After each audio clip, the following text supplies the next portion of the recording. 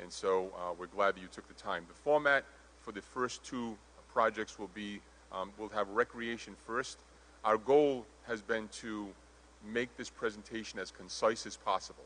We've had a lot of different presentations for the town council online concerning this and the public safety complex. So rather than go over a lot of identical information, our goal is to try to make this as concise as possible.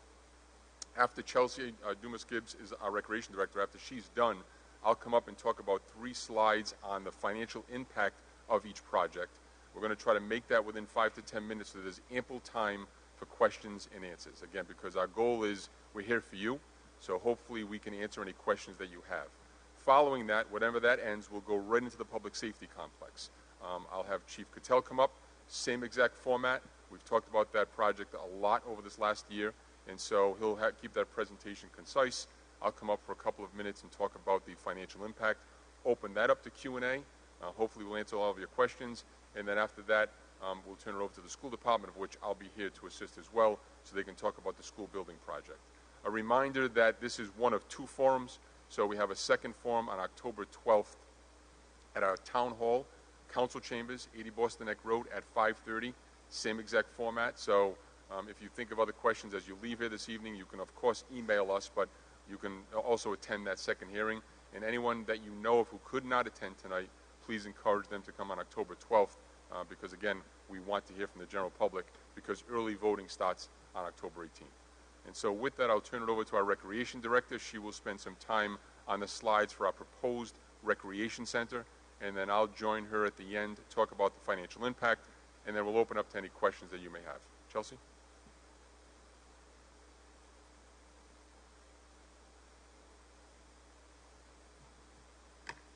Hi everybody, I'm Chelsea Dumas-Gibbs, Recreation Director for the town of North Kingstown.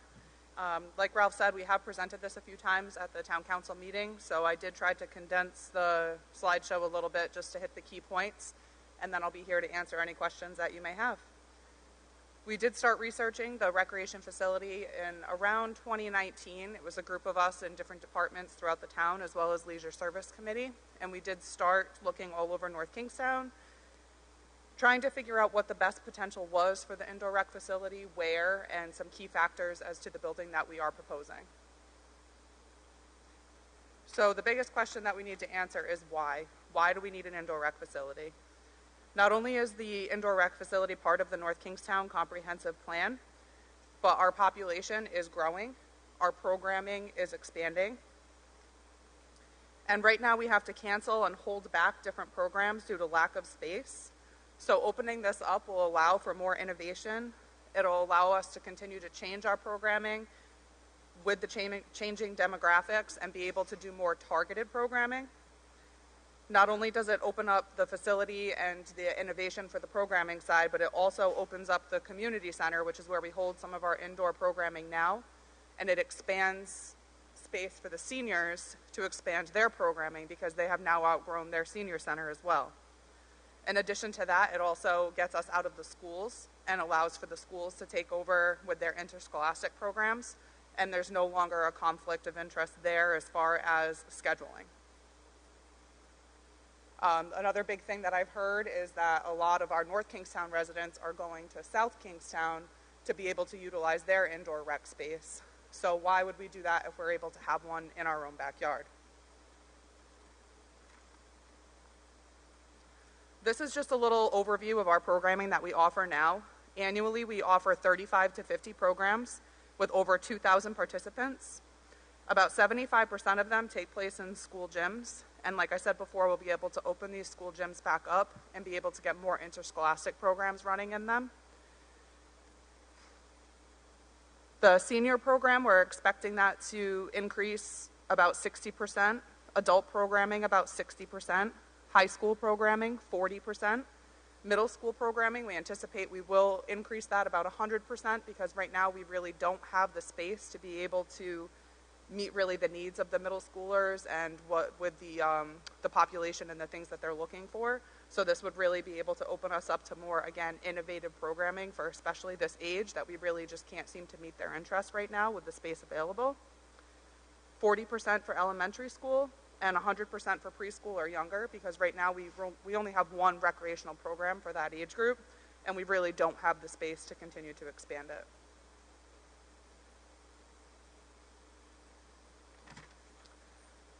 This is our overall building concept right now. It includes basketball courts lined for multi-purpose courts, as well as accessible half courts. There's retractable basketball goal assemblies at the full and half court. There is one court that will be oversized that will have space for removable artificial turf. So we'll be able to do half the year as a basketball court and half of the year as a sports turf court that we will have retractable batting cages for. And we can do soccer, lacrosse, field hockey. It's not going to be big enough for games, but it will allow for scrimmages or practices when we do get rained off of the fields, or maybe in the wintertime when you want to keep the skills going. We will have the access for 9 pickleball courts. There will be a walking track, ceiling-mounted gym mats so that we can do wrestling and gymnastics. Right now, gymnastics we actually outsource to Aim High because we have no room for gymnastics for our recreation program, which is actually one of our more popular programs, and we haven't been able to allow nearly as many kids participate, moving it over to Aim High. We will have some conference room space, multi-purpose rooms. The multi-purpose rooms will be equipped with different IT services, some dance floors so that we can expand our programming, closet space, janitorial, concession, sound buffering. We plan to try to have a rollout stage so that our Tuesday nights or our Thursday night concerts have an alternative location, or our drama programs can expand as well. This building will have a lot of natural light, and there will be potential for utilization of solar power and other green resources within the building.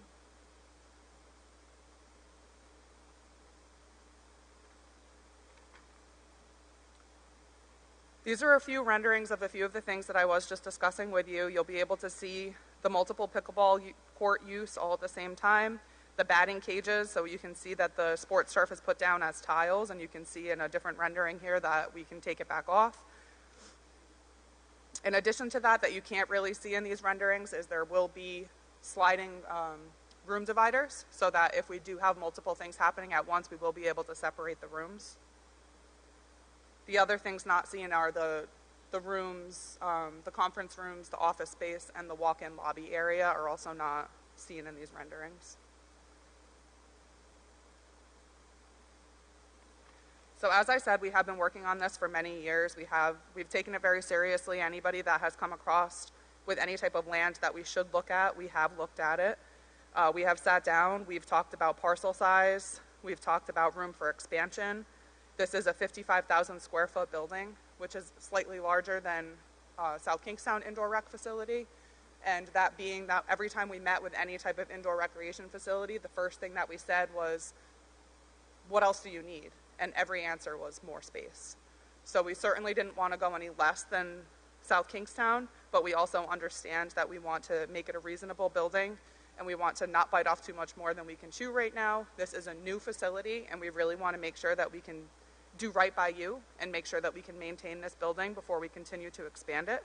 But when looking at properties, we wanted to make sure that there was room for potential expansion in the future, whether that's indoors or outdoors. We had to make sure we had enough parking, because another point to this building is to make sure that we can host tournaments. And we know that there's going to be a lot of people coming to the tournament, so making sure that we have adequate parking. We looked at ownership, whether it was public or private, access to infrastructure, location in North Kingstown, site constraints such as zoning, wetlands, flood zone, wooded, etc., and the proximity to the public transportation, making sure that it's accessible. We visited with the athletic director in North Kingstown. We visited with many different indoor rec facilities, and we visited with the senior center to make sure that we were addressing everybody's needs the best that we could in this building. So these are the two potential locations that we have right now. This is Site 1, which is in Quonset. It is about 5 acres. It is vacant and ready for us to begin construction. Access to sewer and water, and it is very accessible. There's transportation access to it with the public transportation as well. Close to Post Road and pretty central.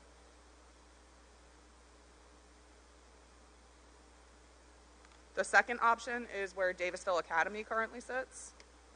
And the reason that we have two is because we're not quite sure exactly what the school plans will be in the future. So we are looking at the two as potential areas that we would put the center. In this rendering, you can see that we can actually share this area with the school if we worked it out to do so, or if Davisville Academy was to no longer be utilized, then we would have more room to expand the facility. But this rendering shows with us coexisting on that lot, and there's still plenty of room. And again, this one is good because it's close to the middle school, there's rip-to-root accessibility, and the school is there. So it'd be great to be able to work within the school and having the walking paths and everything over to the indoor rec center.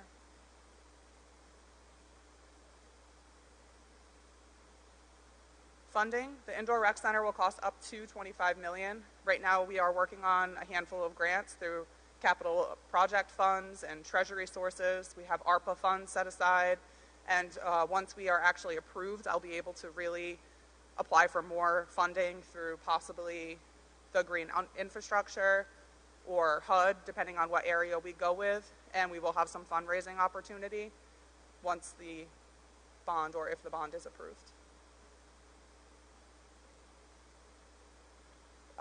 You can find more information, everything that I said and more on the website. That QR code takes you to that website. The other QR code is a community recreation survey. That survey that we've actually been utilizing to apply for grants and just basically get an overall need assessment from the town just to see what we should and shouldn't be incorporating in this facility. And the agenda for the next open forum, which Ralph did say was October 12th, and the special election on November 7th. And I will turn it back over to Ralph.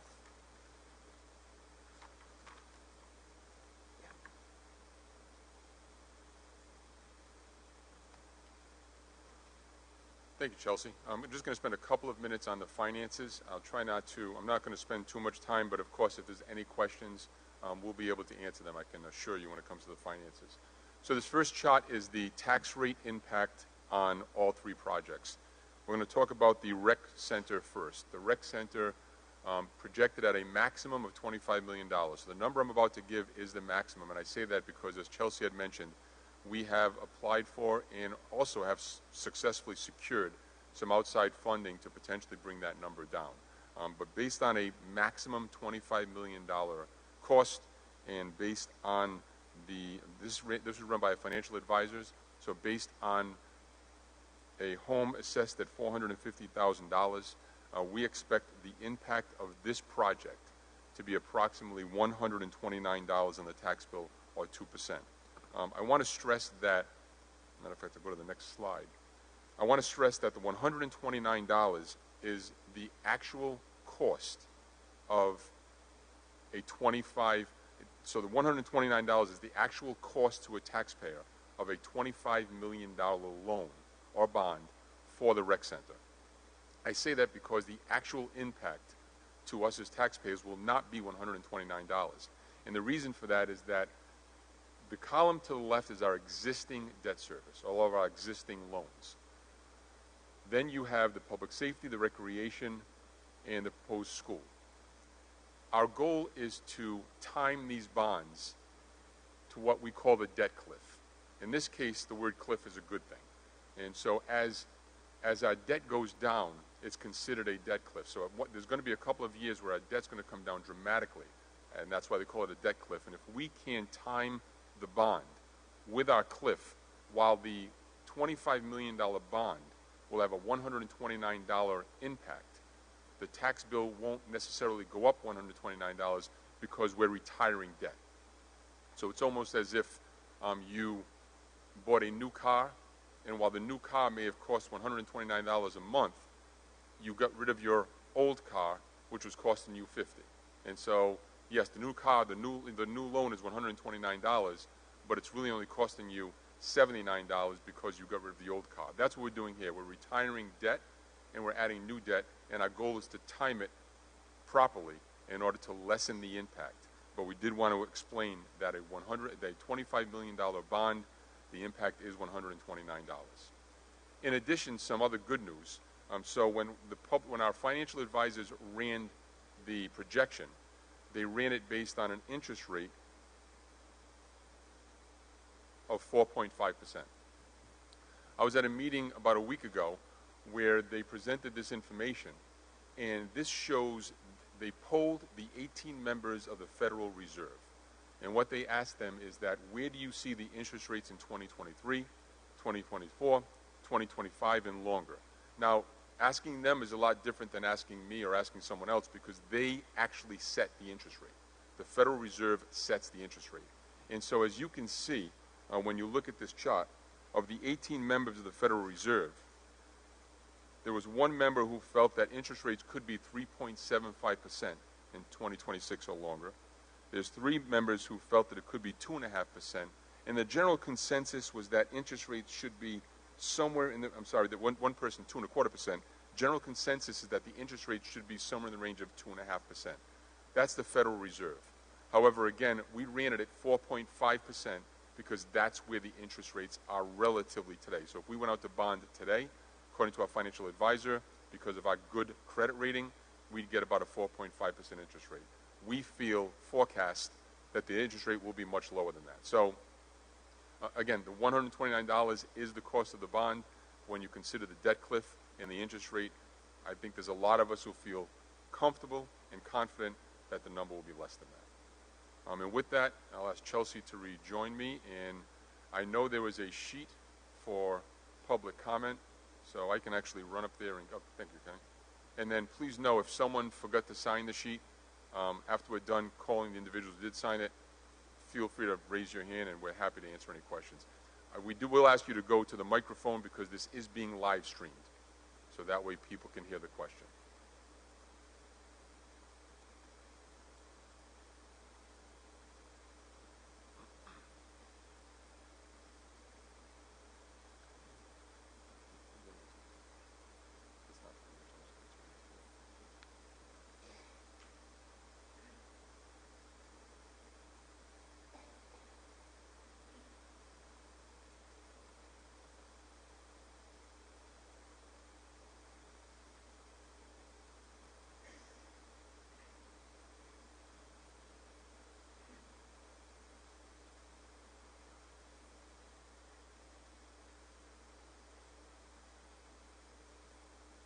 So we have 4 individuals who signed up. Again, if you forgot to sign up or after we're done you think of a question, please feel free to raise your hand and come to the mic.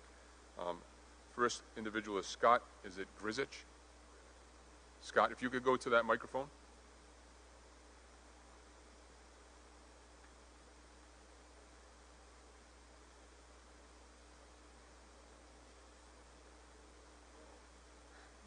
That was a long time ago.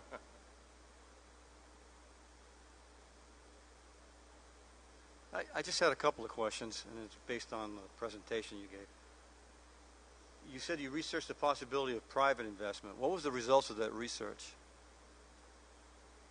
So there really aren't a lot of locations in town that we had enough acreage to really propose this. And when we did look at a couple of the different private lots, we did find, depending on the lot, either they weren't too big, they were in the weren't big enough, they were in the wetlands, or there were a few that the land acquisition really just didn't make sense for us to purchase land when there were vacant lots in North Kingstown, and we would have rather have taken that acquisition money and put it back into the facility.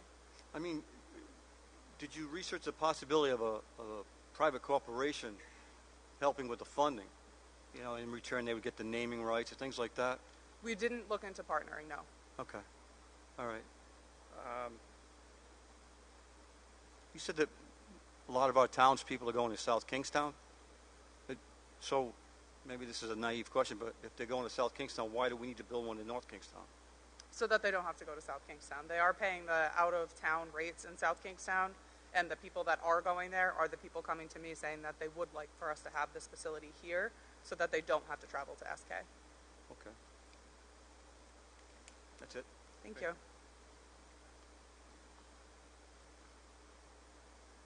Beatrice.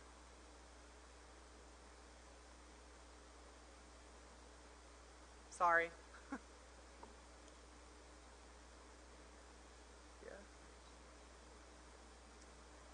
Hi. So I'll tell you, I wasn't sure when it said sign in what to do, so I put my name on all 3 sheets. Given that, I thought I should at least come up and say something. Appreciate the work you've done here. It looks like a very interesting plan for the future. And you could just call my name again when it comes to the schools. Okay. Thanks. Thank you. Brendan Ennis?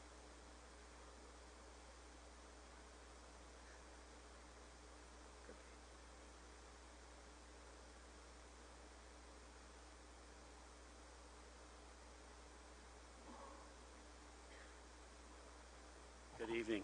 My name is Brendan Ennis. Well, I'm not necessarily opposed to the rec center concept in general. I do have a few questions because it's something that's just frustrated me, not only as a North Kingstown resident, but anywhere. I mean, as you come here, we have 7 gymnasiums, probably more, but as you know, I can rattle them off. You have Quinnesset, Hamilton, Stony Lane, Davisville, Wickford, and then I'm including 2 here at the high school.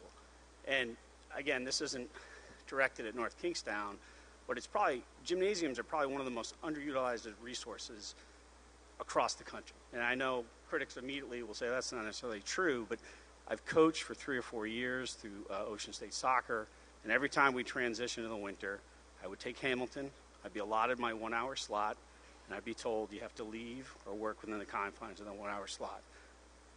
Nonetheless, there would always be no one before me or no one after me. And the point is, I know they're utilized, but there's no way they're utilized to the degree that people imply. And I think at the cost of $25 million, I think we could come up with a pretty creative solution, in the interim at least, of utilizing these resources, because I don't feel they are. I mean, you go in the winter on a Friday night, what's being used? The high school gymnasiums. But you certainly could open up these other gymnasiums to open hours or free hours. I understand it's resource dependent, but again, if there was a cost allocated to allow for that resource, I think it would just make more sense. That's it. And I'm just wondering if it's ever been looked at or evaluated, because again, the thought of adding a large building with 3 other gyms, it just seems wasteful. And it's, again, this isn't immune to just North Kingstown. It's every community. I just feel it's a colossal waste of a resource across the country. And you know, maybe it's a business plan for somebody else to come into communities, but I just see it time and time again. Sure. Thank you. Sure. And I understand that completely. And I don't want to sit here and say, well, we are utilizing them, because obviously you state the case that you've seen them empty. I can't speak on behalf of the school as far as what the school is renting or not renting or utilizing the gyms for. I can speak on behalf of North Kingstown Recreation, in that when we try to expand our programming, there's a lot to it as far as having the pools in the ground for volleyball or pickleball, or having the retractable basketball nets, or even lining the courts, just something as simple as that we would need in order to run our programs, that the school doesn't necessarily need or have. So again, that's kind of where I have to stop, because I'm speaking on behalf of rec. I can't really speak on behalf of the school. So I don't know if there's anything you Understood want to add too, to and I understand there's a discrete line on funding, but again, it's the aggregate of the town, where there's the education system budget, and then there's the town budget, and there's issues there. But again, I think even in the interim, before you guys build this, I think it's something that should be researched. I mean, it's for short money. You could have these gyms up and running and utilized by the community. It's a great point you mentioned. Not all of them can service everything that people are looking for. But again, I'm sorry, I'll defy anybody. Regularly, even during the winter months, these do not go used to the ability that they could be. I will add, thank you. I will add that in addition to the basketball gymnasiums, these will be used for a lot of other services. I mean, the rec program during the summer, pickleball, which is becoming very, very popular, indoor pickleball, which is becoming very, very popular. Obviously, our weather doesn't allow us to do a lot outdoors once October, November, December comes along. And I will say, again, you bring up some great points, because we've attempted to try to utilize the gyms as much as we can. But I will say that the different rec centers that we've spoken to, it's amazing how their biggest challenge is finding time for open gym and open space. It's amazing. It's one of those, once you build it, there are so many different programs that you can run. So completely understand and respect your position. But I can say that these will be used much more than just gymnasiums. And I think our biggest challenge is making sure we have enough time to provide as many resources and programs to the population as possible. That concludes the 3 individuals who signed up. Is there anybody? Yes.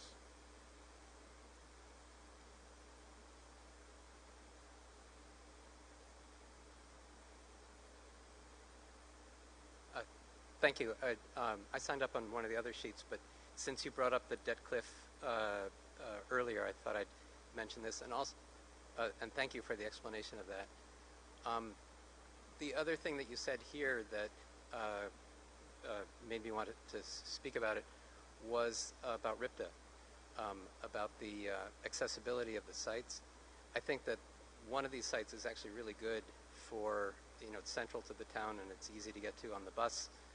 The bus goes right past it. There's a concentration of people who live nearby.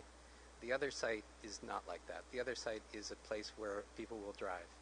And it seems to me that since one of the imperatives is trying to come up with ways to think about greening the architecture of the town, you can have the greenest building you want, but if everybody has to drive to it, then it is sort of less so. So the Quonset site, though I think it might be a little bit smaller and maybe a little more cramped in some senses, is going to be just tremendously more convenient, I think, for people, and that too will increase its use. The other point, which I think is a question relevant to the debt cliff, I think that the debt cliff is a way to say, look, these things are probably not going to be quite as expensive as they appear because there's offsetting costs. Another thing about them is that I think that this building and the public safety building and the school department are likely to be greener buildings, which cost less to run, and the school will be combining two buildings. And I wonder if energy savings or the possibility of earning money from solar generation on the roofs is taken into account at all in any of these financial projections. So the short answer is, that's a good point. The short answer, as far as the rec center and public safety complex is concerned, is no. So when two issues. When we put together the financial impact, our goal was to give the financial impact of the actual bond. And so what I mean by that is that we haven't given the financial impact of different personnel we may have to hire. We didn't give the positive financial impact of people renting it out. And as far as the net zero or the energy efficiency, I will say that on the public safety complex, we will most likely receive significant savings from one building to the other. So great point. On this particular building, because we don't have a rec center, there wouldn't be any savings. Okay. But good point. Thank you. Thank you.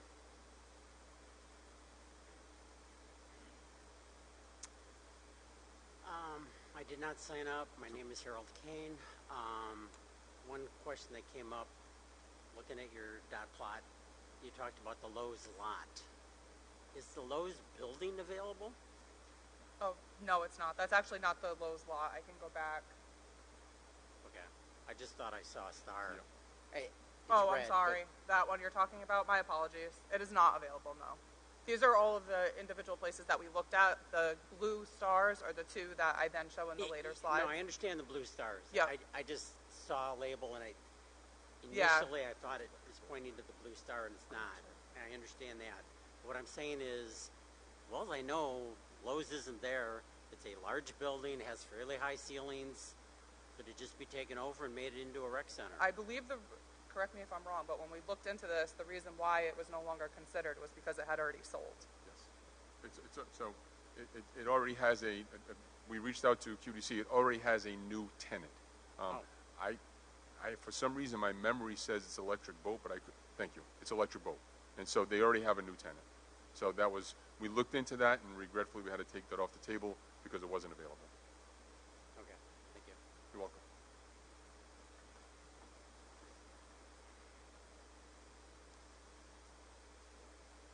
Good evening. Got a couple of questions for you. You talked about the cliff and the financing. When did you expect that you would be taking the bond out for the recreation facility? So at this point, the right answer to that is that we don't know because we want to time it according to the construction and the market and the interest rates. But I can tell you that according to the analysis that we ran, we would be looking for our first payment and our second payment in 5 and 26 of interest only, and then 27 of principal and interest. And again, that has a lot to do with the timing of the first shovel for the middle school, first shovel for the public safety complex, our first shovel, trying to time these along with the market and our debt cliff. But the projections we ran, 25, 26 interest only, 27 principal and interest up until 2049. Of the two locations that you showed, I would not be in favor of two. Putting that facility in a residential neighborhood where the traffic coming and going would be an intrusion into that neighborhood, and I think that would be a real poor choice, along with the fact that for years that the school there has suffered a lot of vandalism from that neighborhood. I would suggest that's not a viable site. The $25 million as a maximum, and if you got excess funds from other sources, what would you do with the remaining portion of the $25 million? So the $25 million provides the town with the opportunity to issue up to $25 million bonds. I can assure you that our intention, and I'm sure hopefully we'll all still be there in 26 and 27, our intention is that if we received additional money, we would not go out for the $25 million. So for example, if we were able to receive $5 million of federal earmarks and the project came in at $24 million, we'd bond 19. So just because we approve it doesn't mean we have to issue it. Thank you. The statement was that we could expect maybe on a $450,000 house an increase in taxes of about $79 when you take into the effect of the debt cliff, yep, et cetera. The thing that you failed to mention is on top of that would be the annual budget increase that has been close to 4% every year, or about $150,000 per household. So the $79 plus $150 is a lot different. So I need to just jump in because I want to make sure that I didn't give bad information. So two things. The annual increase of the taxes have been between 1.5 and 2%, not 4. And the $70 was an example I gave. So I was just giving an example. So please, I don't want us to hold that number. The cost of the bond is $129. With the debt cliff, a lower interest rate, the tax, it could be $30. It could be $125. So that $70 was just an example of how we could use the debt cliff or an interest rate to reduce that. I don't want to misinform anyone. So I just want to make that clear, and if I did that, I apologize. The last thing I have is with the amount of time that the facility will be utilized by other than the residents of the town, i.e. School children, et cetera, and those programs, this sounds like it's more a school recreational facility and not a residential facility. In the past, in this town, certain sports entities have utilized public facilities such as the soccer field over in Wilson Park. It became an ownership situation, not something for the taxpayers. And it was very difficult to get time scheduled for those people. And so I look at this and I say, there's going to be very little time accessible for the residents for adult volleyball, et cetera, for teens, because so much of it will be utilized by the supposedly need for the school athletic programs that you can't do now. As a taxpayer for over 40 years in this community, there has never been an end of the wants and needs of this community when it comes to sports, athletics, etc. Some point I would like somebody to write on the wall, this is enough, we don't need to do any more. This is not a wealthy community, this is a working community, and we don't need everything for everybody for everything that they want. Thank you very much. So I do just want to speak to that just briefly. This will not be utilized mostly by schools, because when having the conversation with the schools, they said that their main need is their gym space back.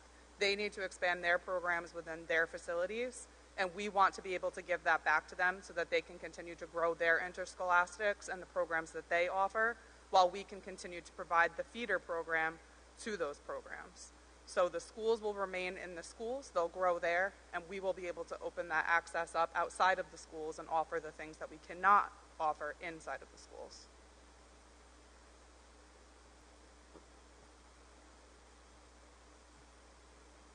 Hi. Thank you for your work, and I just wanted to ask a couple questions. I am a member of the Senior Center of North Kingstown, and it's a pretty good facility, and I realize that there's sometimes struggles with the planning of programs, but usually that ends up being an administrative problem, not a space problem.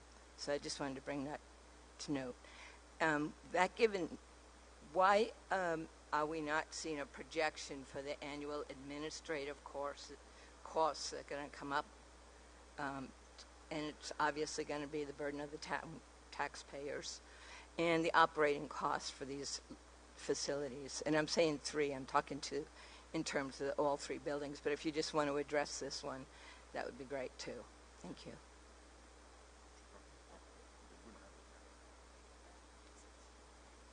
So we haven't run many projections on the actual personnel cost. So I can't tell you. I'm going to backtrack a little bit. As far as the senior center is concerned, one of the benefits of the rec center is that we would utilize that as a community center and emergency shelter as well. As a result, we're looking at the community center to potentially be an annex of the senior center, because one of the issues with the senior center is indeed space limitations. So that's a plus for all this, which we forgot to mention.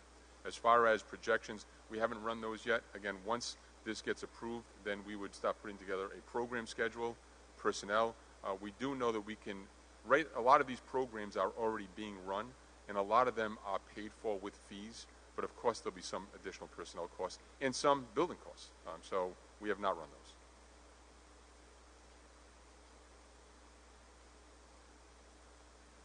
So again, I want to thank you for the questions. A reminder, October 12th is the second forum, and I also want to let you know that if you have any questions after you leave here and you don't want to wait until October 12th, feel free to email Chelsea or myself. We're happy to answer emails and give you the information that you need in preparation of November 7th. Thanks, Chelsea. Thank you. Our next presentation, I want to just introduce and thank Chief Scott Cattell and Chief John Urban for their work over this last year in putting together what has been a very comprehensive and challenging proposal. It's something that they've been dedicated to for a while, and I just want to thank them for their efforts. We're going to run the same format here. I'll end with a quick briefing on the slides, and then we'll open up to Q&A. So, Chiefs.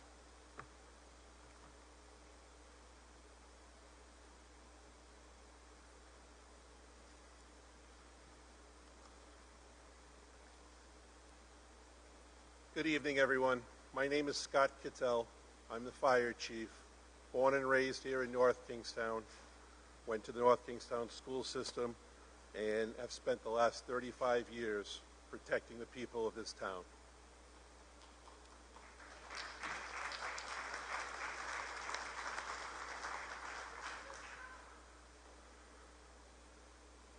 The facility that is known as the Public Safety Complex, originally built in 1957 with the fire department on the upper story and the police department on the lower story. That facility was built as a result of the 1938 hurricane flooding the former police station and fire station, which were on the corner of Main Street and Brown Street in West Main area. As time has gone on, as the town has grown, the town and public safety identified the need to expand.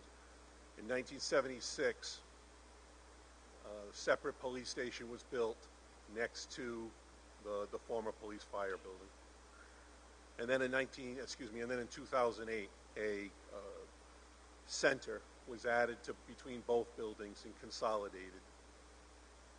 That consolidation allowed for an emergency operations center for all town staff to use during storms and events, allows us interagency relations and communications with the statewide Rhode Island Emergency Management Center, and it's an operational facility that is utilized by the police and fire department on a daily basis for training. Both the fire department and police department have outgrown the facility in terms of space, in terms of space for our equipment, space for our personnel, and it has presented challenges that I'll outline further in a few minutes regarding health and everyday efficiencies. At this moment, I'm going to turn it over to Acting Chief Urban for him to expound upon the police department's concerns, and then I will take the microphone again. Chief. Good evening, John Urban. I'm the acting chief for the police department. Just to hit on a couple points, space needs, we're out. We've got people in literal closets. And unfortunately, we have now a detective who's taking up an interrogation room as their office. We're completely out of space. Maybe even more concerning, the holding facility, often referred to as a cell block area, is not up to 21st century standards, let alone 2023. Upon entering the holding facility with a handcuffed person, you're immediately met with a staircase. We've had numerous incidents on the staircase, which are high liability situations. Furthermore, you need to walk juveniles past the holding area where we actually hold adults. In order to stay in line with accreditation, they need to be out of sight as they go by. So there are tricks we do to prevent that from happening, but it's just totally inappropriate. The cell block itself, while it's actually pretty fascinating, and I encourage people to come to our next building tours, it's the open cells, the bars. This is just a huge officer safety matter. As you can imagine, you get numerous things thrown at you. Urine, feces, they can reach through, grab you by the uniform. It's not a good situation. The water doesn't work in the cells. In order to be accredited, the way we maintain it, one of the requirements is you must provide water to any prisoners. Periodically, you have to pull an officer off the road. They have to go into the cell block, offer water via a styrofoam cup. That's not where the officer should be. They should be on the road responding to your calls for service. I only mention that because the manager brought up a good point before, more as a devil's advocate. I think a lot of taxpayers might say, how does this building affect me? They still have police cars. They still have radios.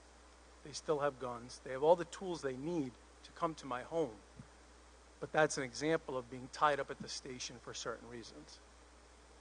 I myself, unfortunately, I arrived tonight, 5:20. I feel like I was about 10 minutes late. Unfortunately, the sink in the break room came apart. So I stayed there in order to put it back together so that the guys and gals coming on at 7 p.m. could have running water. Second time we fixed it. And I don't say that as a dig on DPW, because they do the best they can with the staff they're allocated. They don't have enough staff to continually fix things that shouldn't be breaking. And I don't want to keep calling in plumbers to pay bills for something that just shouldn't be continually breaking. I just like to bring up those examples. Again, I encourage you to come, even if you're a yes, even if you're a no, especially if you're a maybe. Please come by and visit us. Saturday, October 14th, 8:45 or 9:30. October 19th, Thursday, 5 p.m., 5:45 or 6:30. And I might regret this. None of those times work. Reach out to me personally, and I'll see what I can do. But these are the best times because we make the department as sterile as we can, because we give you access to places that we'd never, ever give access to the public. Thank you.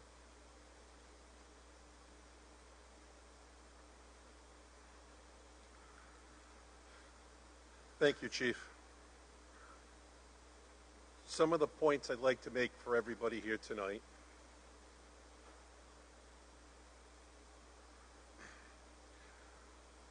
We had conducted, or let me back up just briefly. There's been a need for many, many years for renovation, advancement, additional space. The town manager 3 years ago directed me to take lead on a project to identify what was in our best interest. We put a committee together of police and fire personnel, representatives of the public, and we reviewed the building, we reviewed current needs, and we were at a point we needed to bring in professional. We sought the support of the town council, who provided us an allotment of funding to hire an architecture firm. We went out and did an RFP, request for proposals, and we reviewed 10 different firms to come in and identify who could serve us best. We brought in a firm. They met with our personnel. They reviewed our current facility. They reviewed our community, at where our community's at today, where our community's going in growth in the future. And following that, they came back with best practices around the country. This company has offices from Florida to Texas to the Northeast here. This company came back with a proposal for us of over 80,000 square feet. We're currently in 27,000 feet today. As chairman of the committee, I immediately pushed back and directed the committee to take a close, hard look. We as a group came back to 58,000 feet. And again, in an effort to streamline this, we worked and got the figure down to 51,290 feet.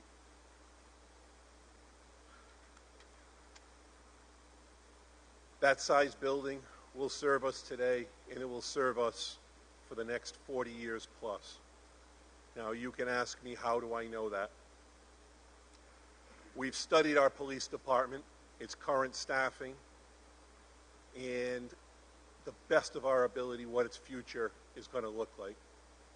We've studied the fire department, what its staffing is here in the center of town, and what it's going to look like in the future. And we're comfortable with the final analysis of a 51,290 square foot building will serve our needs for the years to come.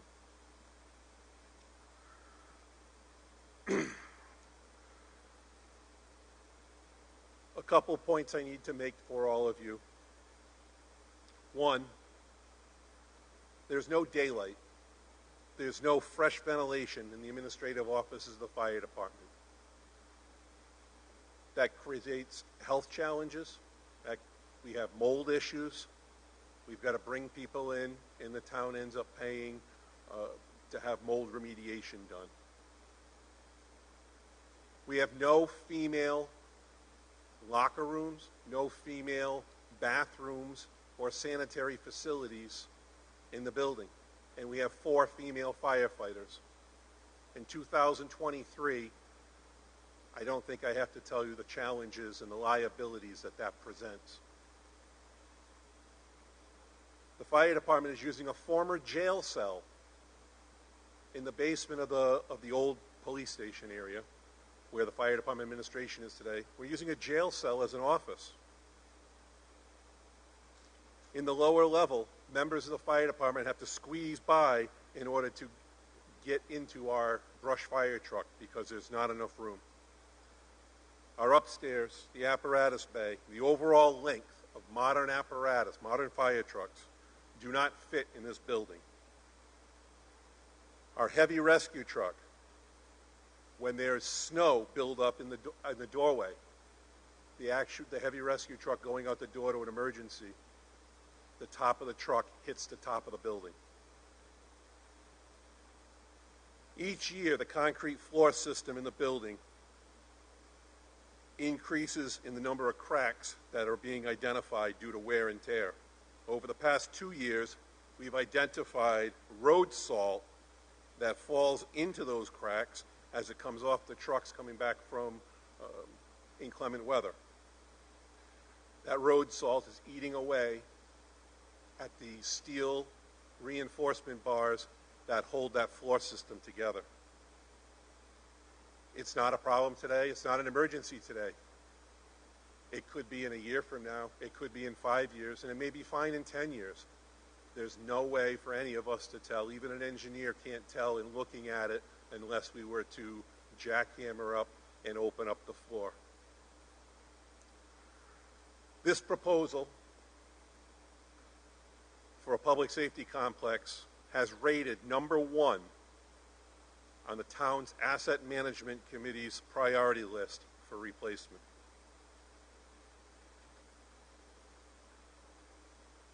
On both the police and fire sides of this building, the concrete is deteriorating simply due to age and something called calcification. It's not a major concern today, but as the years go on, we will continue to watch this get worse. So people have asked, what's it going to look like? We'd like to see what it's going to look like. We'd like to see conceptual drawings. We have been hesitant to put a lot out there for the simple purpose we don't have the funding. And we're not going to spend taxpayer dollars on dreams that are never going to face reality. So what you see tonight before you there is a simplistic approach to how we believe this is going to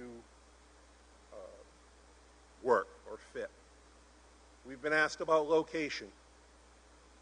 My location of choice, if given my druthers, would be out in front of Wickford Middle School on the corner of Phillips Street and Tower Hill Road. But not knowing the future of the school department and their plans, it's difficult for me to make any plans or invest any money in exploring that. Our fallback plan, where the fire department and police department are prepared to move forward, is on our existing property, 8150, 8166 Post Road. The plan would be to demolish the fire department building and build police on that location. Then move the police into the fire side and then demolish the police side and construct the fire department facilities there. Is it the greatest of options? No. Is it manageable? Yes. Will it give us the needs? Yes. Why can't we just simply renovate the existing building? We don't have the space. And to take the roof off on either side, exposing it all to the elements, is problematic in and of itself. Structurally, the building wasn't designed for another story. We have spoken at length with our architects about renovation, about adding to. And when we look at the dollars and cents, it has come full circle that it is in our best interest to demolish the existing building because of its age, its conditions, its challenges. Chief Urban, Acting Chief Urban, spoke tonight about the jail cells. The jail cells in the police department side, you simply can't go in there and demolish them and remove them and add new ones. It's practically impossible. What would need to be done is building an addition on the building that would facilitate the new jail cells to meet the modern standards. I tell you, as residents, I tell you as friends, I tell you as neighbors, as your fire chief, there's a need for a new, modern public safety facility. A question was asked of me some time ago, what will you do if you don't get this? And the answer is quite simple. On November 8th, If the voters say no, the police and fire department are coming to work the next day and will continue to operate in the facility and continue to make do with what we have. There is not any way possible that we're not going to have to revisit this in the future, and in all likelihood at a significantly higher cost, whether construction or the like. With that said, I will turn back to our manager.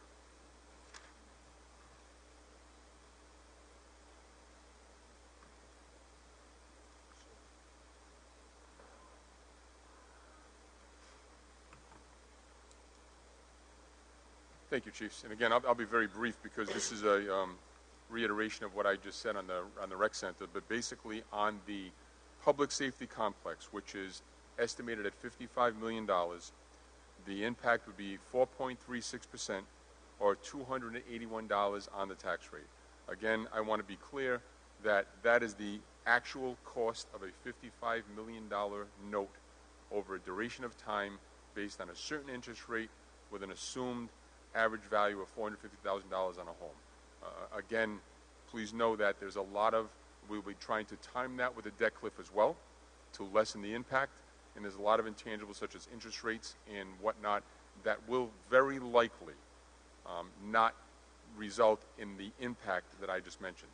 That is the cost for that loan, and the fact that we're retiring other loans will lessen that impact.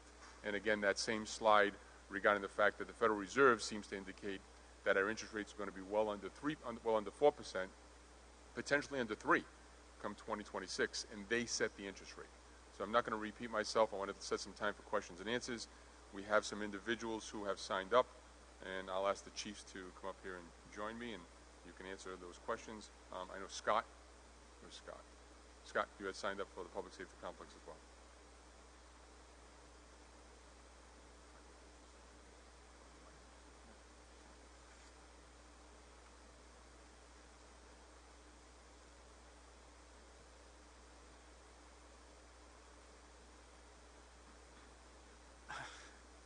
First of all, I've owned a home in North Kingstown for just under 11 years.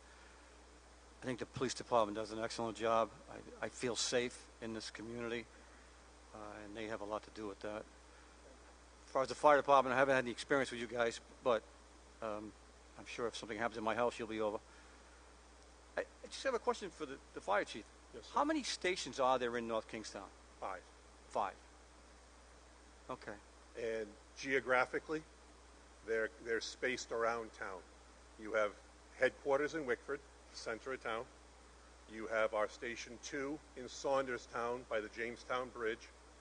You have the Slocum Fire Station, Station 5 on Indian Corner Road. The School Street Fire Station at School Street and Post Road.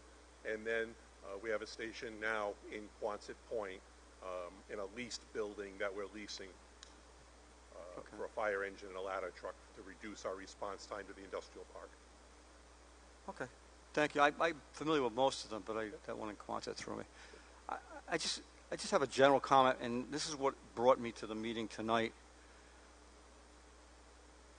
As I said earlier, I've owned a home in North Kingstown for just under 11 years. In that time, my property taxes have gone up almost $4,000. My property taxes right now are $9,500 a year. And that's with the homestead exemption and anything else that I could access based on my age and the years of ownership, which is kind of limited. I'm just concerned, and I understand that property values have gone up with the housing situation, but I'm a guy that doesn't benefit from that because I don't want to sell my house. I want to live there until I die. I love North Kingstown. I love where I am. I love the people in town. I've had nothing but positive experiences. I shop at the local stores. I love the town.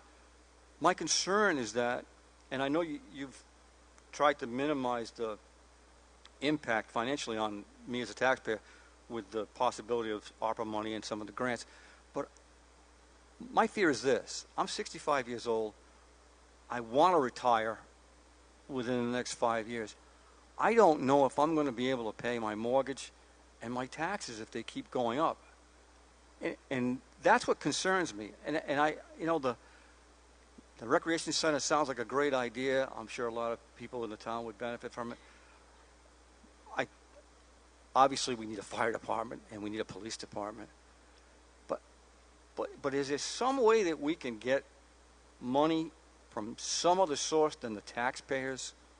And that's a rhetorical question, but that's what my concern is, and my fear, that I'm going to have to sell my house and move to a town that has a lower tax rate, like Narragansett, because I won't be able to afford to live in this town anymore. And that's why I'm here. And you know, I know you guys have needs, but that's what the other side is saying. That's all I want to say.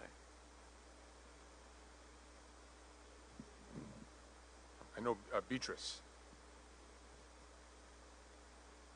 Beatrice? Okay. Oh, that's right. You had said that's right. You'll be back for the school. Okay. And then Lisa Andrews. Okay. Is there anyone else who would like to ask any questions relative to the public safety complex?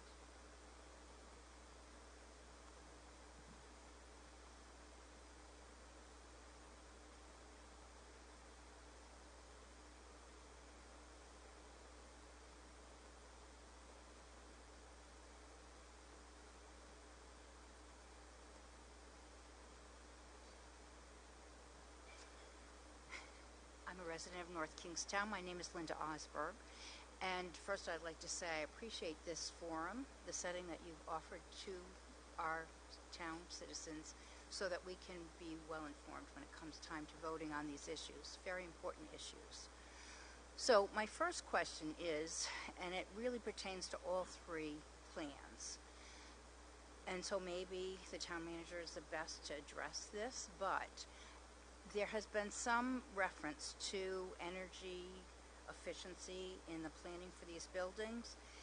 I'm wondering if you can be any more explicit about the fact that, for example, are you going to meet some certain standards for moving forward into the future, that these buildings will be energy efficient for some time to come?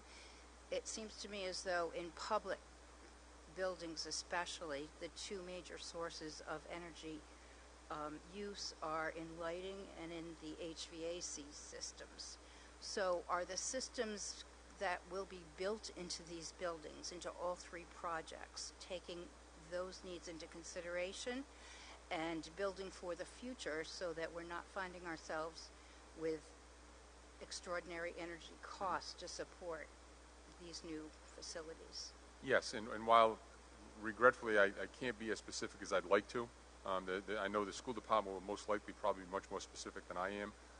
I can tell you that the two things that you mentioned, the HVAC, without question, that's going to be significantly more energy efficient. While in the rec center will be significantly energy efficient, of course, in the public safety complex, considering the age and the money that we're putting into this building, the answer is yes. Of course, the new LED lighting, we're looking at potential solar or other renewable energy issues. I know we're looking at, so the answer is yes, we're looking at a lot of different energy efficient measures that this will without question both be state-of-the-art facilities when it comes to energy efficiency. I hope that answers your question. Thank you. Yes, it does. And if I could indulge you for a moment and just go back to the rec center for a moment, is there going to be a cost to the citizens of the town to participate in the programs at the recreational center? And if so, do you have any idea of what that might look like? I can tell you that some of our recreation programs have a cost and some of them do not. And so our goal would be to, without question, allow for a lot of these programs without cost, as we do now. But there will also be open times. So, for example, pickleball. There may be a pickleball league. You wouldn't be renting the facility. No question about that. But what could happen is, let's say we're running I'm trying to think of an example. I know Chelsea could probably jump up with one right now, but we're running a gymnastics program. And we have to pay the person who teaches gymnastics. We may have a small fee to cover that gymnastics teacher. Our summer camp, we actually lose money. For the summer camp, we attempt to recoup some of the expenses we pay the camp counselors. But the building itself, we wouldn't be passing that cost on to the users. Okay, and you wouldn't be, say, requiring a membership fee for the residents of the town to participate? Not at all. Okay, thank you. You're Thank you. welcome. Okay, I'm going to turn it over to, being that we're already at 6:40, I want to turn it over to the school department. I know they have a lengthy presentation and also time for Q&A. Again, I want to thank both of our chiefs for their hard work, Chelsea, and thank you for your questions. I'm repeating myself, but October 12th is another forum, and please email us if you have any questions at all. We're happy to answer them. Thank you. I'll turn it over to the superintendent.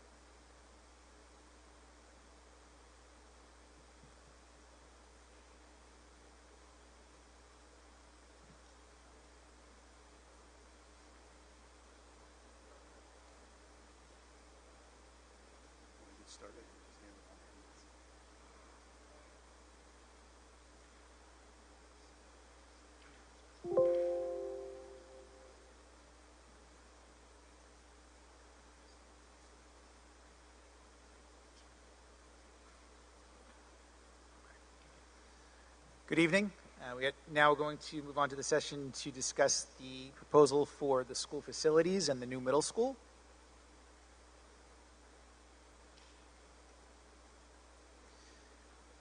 So we're going to go through introductions of everyone that's here, but just kind of general, just so you know. We have members from the school department as well as members from our project team from Perkins Eastman, who are the architects, and Jacobs, who's the owner project manager.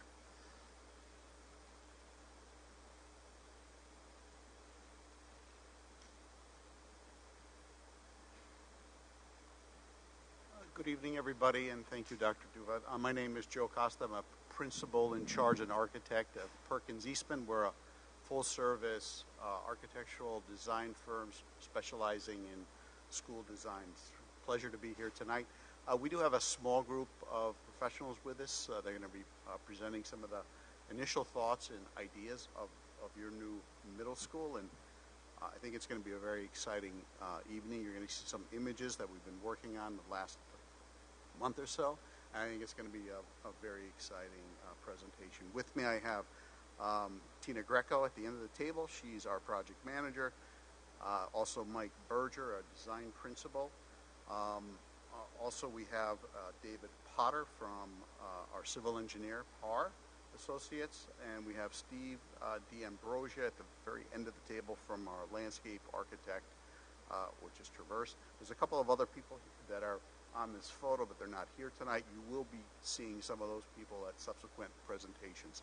But we do have a lot to go through. I'm going to just give it back to Dr. Duva, and we'll try to answer whatever questions you have at the very end of the presentation. Doctor.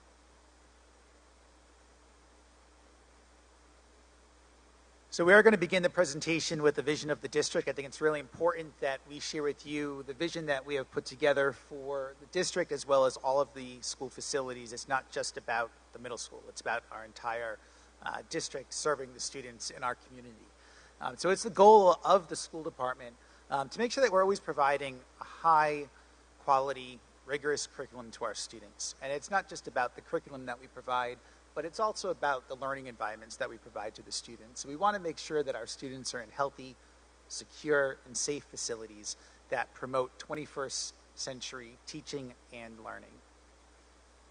Just an overview of the school department for everyone. We have 3,783 students currently in our school system. That's pre-K through 12. But I also want to stress upon that through 12 includes transition for some of our students that we educate through the age of 22. We have 9 schools in our district. 4 of the elementary schools are K through 5, and one of our elementary schools, Fishing Cove, serves students in preschool. So that's a pre-K through 5 building. We have 2 middle schools that are 6 through 8, And we have our high school 9 through 12 that also includes the transition program. And we have one clinical day program that serves students throughout the district, K to 12, and that's housed at Davisville Academy, which used to be Davisville Elementary School. For district administration, I do want to point out that there are 3 buildings being used across the district for our district administration. We own 2 of those buildings. One is the D building, which was part of the previous high school over on Fairway Drive. And we have some administration, our special education department and Office of Family Living is at the Davisville Academy building. And in addition to that, we lease a building at the Quonset Development Corporation that houses the remainder of the administrative staff. The reason why I point that out because I think in this plan we have an opportunity to consolidate, and I'll talk more about that later. But there's definitely opportunities for us to consolidate the buildings and what we're using and leasing property over at Quonset. This slide here shows our current projection, our current enrollment, and our projections of enrollment for 2026. And I'm noting 2026 because that is about the time when we'll be building, if the bond goes through, building a new middle school and opening up the middle school in the fall of 2027. So you can see current enrollment right now and also LEA capacity. That's the capacity that has been set by the district of how many students can be in the building. The schools that are grayed out on here, Fishing Cove, Hamilton, and Forest Park, those schools right now are at or near capacity. And it's important that we know that because in thinking of the future of our schools and the future of our community, we do need to look at that as it's a challenge, right? And if you look at the projections for 2026, those same 3 schools are projected to be at capacity or near capacity. So that means there's something we need to do, right? So, we're proposing of building a new middle school. The proposal for that middle school is to have grade configuration 6 through 8, not 5 through 8. So we want to keep 5th grade in our elementary schools. And if we're going to do that, we need to look at the capacity of all of our elementary schools and making sure that they're all being utilized. So the point I'm trying to get is that in the near future, we do need to look at these schools, the capacity, and we do need to have a discussion of looking at how students are distributed and a configuration of the schools and the neighborhoods so that way we can look at how Stony Lane and Quidnesset are better used for our district. So in thinking of a vision, thinking of the work that we want to do for the future and of our facilities, it's not just the middle school, right? We have other elementary schools and a high school. And as we think about the needs of our district, we have to look at every single school. We have to think about how we're using our financial resources. We need to consider how we're using resources throughout the district to maintain our buildings, but also to renovate the buildings so all the buildings are here for the future for our students. And as we think about that, right, we want to aspire to provide learning environments that are engaging, right? We want our students to be engaged when they come to school. We want to promote sustainable initiatives. We talked about that with the rec center and with the safety complex. That's a key element we want to think about for a proposal of a new middle school, is that we're looking at sustainability.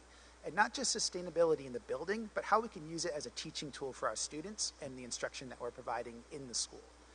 And we want to create opportunities to learn from those surroundings, right? Learn from the environment that our students are in. And we want to inspire and we want to empower our students to become global change agents, right? We want them to really know about their environment. We want them to know about their community and the future and teach them what they need to do to make our community a better place as they go through school and become adults, and they're there to support us as we get old. So as far as a phase of development, right, this is a phase of development that we're considering as we move forward. The top 2 boxes are circled together because that's where the bond comes in, right? The passing of the bond is going to allow us to do this work. One is to build a consolidated middle school, grades 6 through 8, to replace Wickford and Davisville Middle School, and also to prioritize improvements to the other school facilities, our elementary schools, and also looking at the high school. And that's based on a recent facility assessment that we've discussed at our recent school building subcommittee meetings, and prioritizing the needs across the district. We also want to look at expanding the continuum of special education programs and resources, and that's an impact on the buildings, of how we use the buildings and maintain our buildings. And also the consolidation of district administrative offices, as I said earlier, and to renovate the D building for CTE programming. We're currently working, having conversations with Electric Boat, and thinking about how we can use that building that right now is used for some administration, technology, facilities, and to be able to renovate that building so it's an extension of the high school, and so that way we can also enhance the CTE programs that we offer to our students. So everyone's asking why one consolidated middle school, right? We want to put our resources into one school, so that way we have one state-of-the-art facility for our students that can provide a healthy, high-performing learning environment for all middle school students in North Kingstown.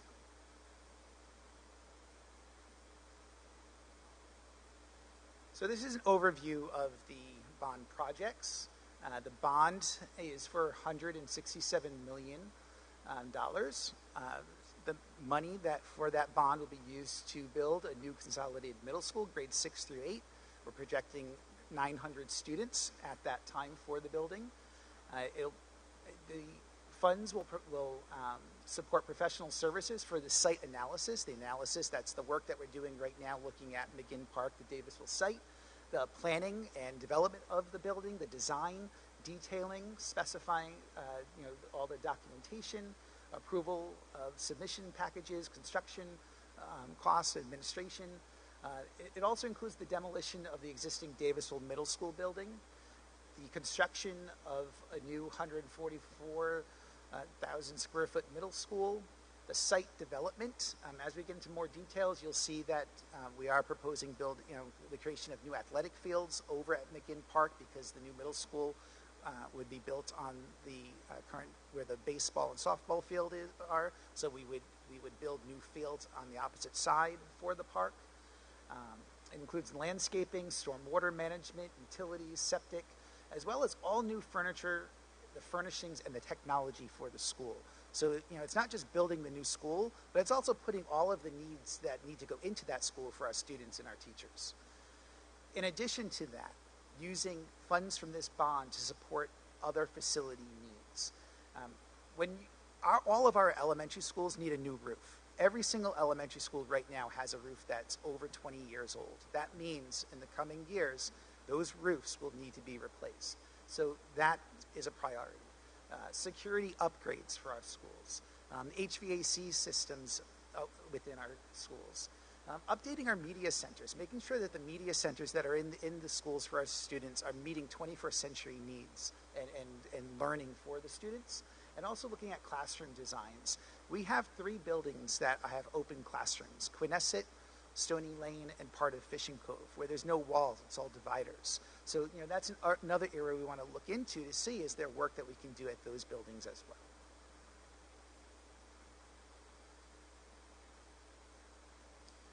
So as far as our vision for the new middle school, our mission's up there. I'm not going to read through everything that's here, but it's the mission of our school department about reaching individual excellence and to challenge all of our students, challenge our students to become responsible members of society.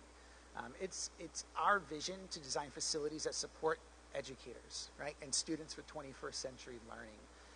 We want to be able to have the instruction provided by the teachers, but as I said earlier, also looking at the design of that building, looking at the systems that are in there and how we create that within the school building.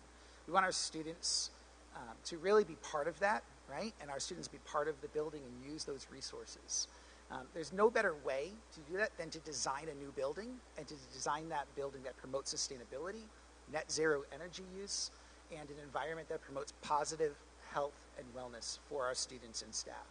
And these systems will go beyond the academic programming that we have in our schools, and it'll be a beacon to create greater awareness and understanding of stewardship to improve our global environment. We want our students to learn from that. They're going to be leaders in our community, and this is a way that we can do that. So in thinking of a new middle school and the creation of a new middle school, these are areas that we're really focusing in on. You know, we have a goal of net zero energy, sustainability, and in a high-performing building.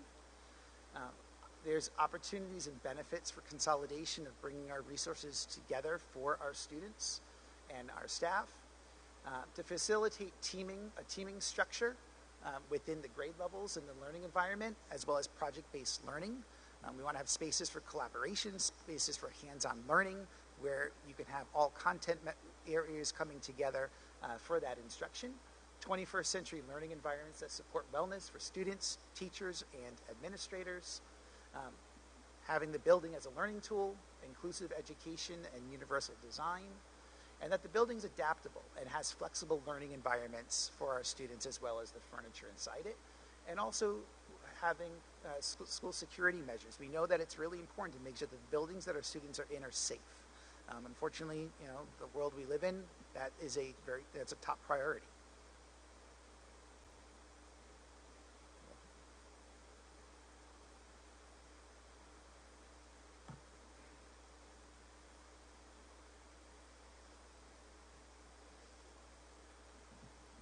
Good evening. I'm Tina Greco. I'm the project manager from Perkins Eastman Architects. I'm an architect, and we're excited to be here, so thank you. So sustainability, we start with sustainability, and as Dr. Duva just explained and went on about how sustainability is going to be infused and imbued in every part of this project. So we'll go on to the, next slide.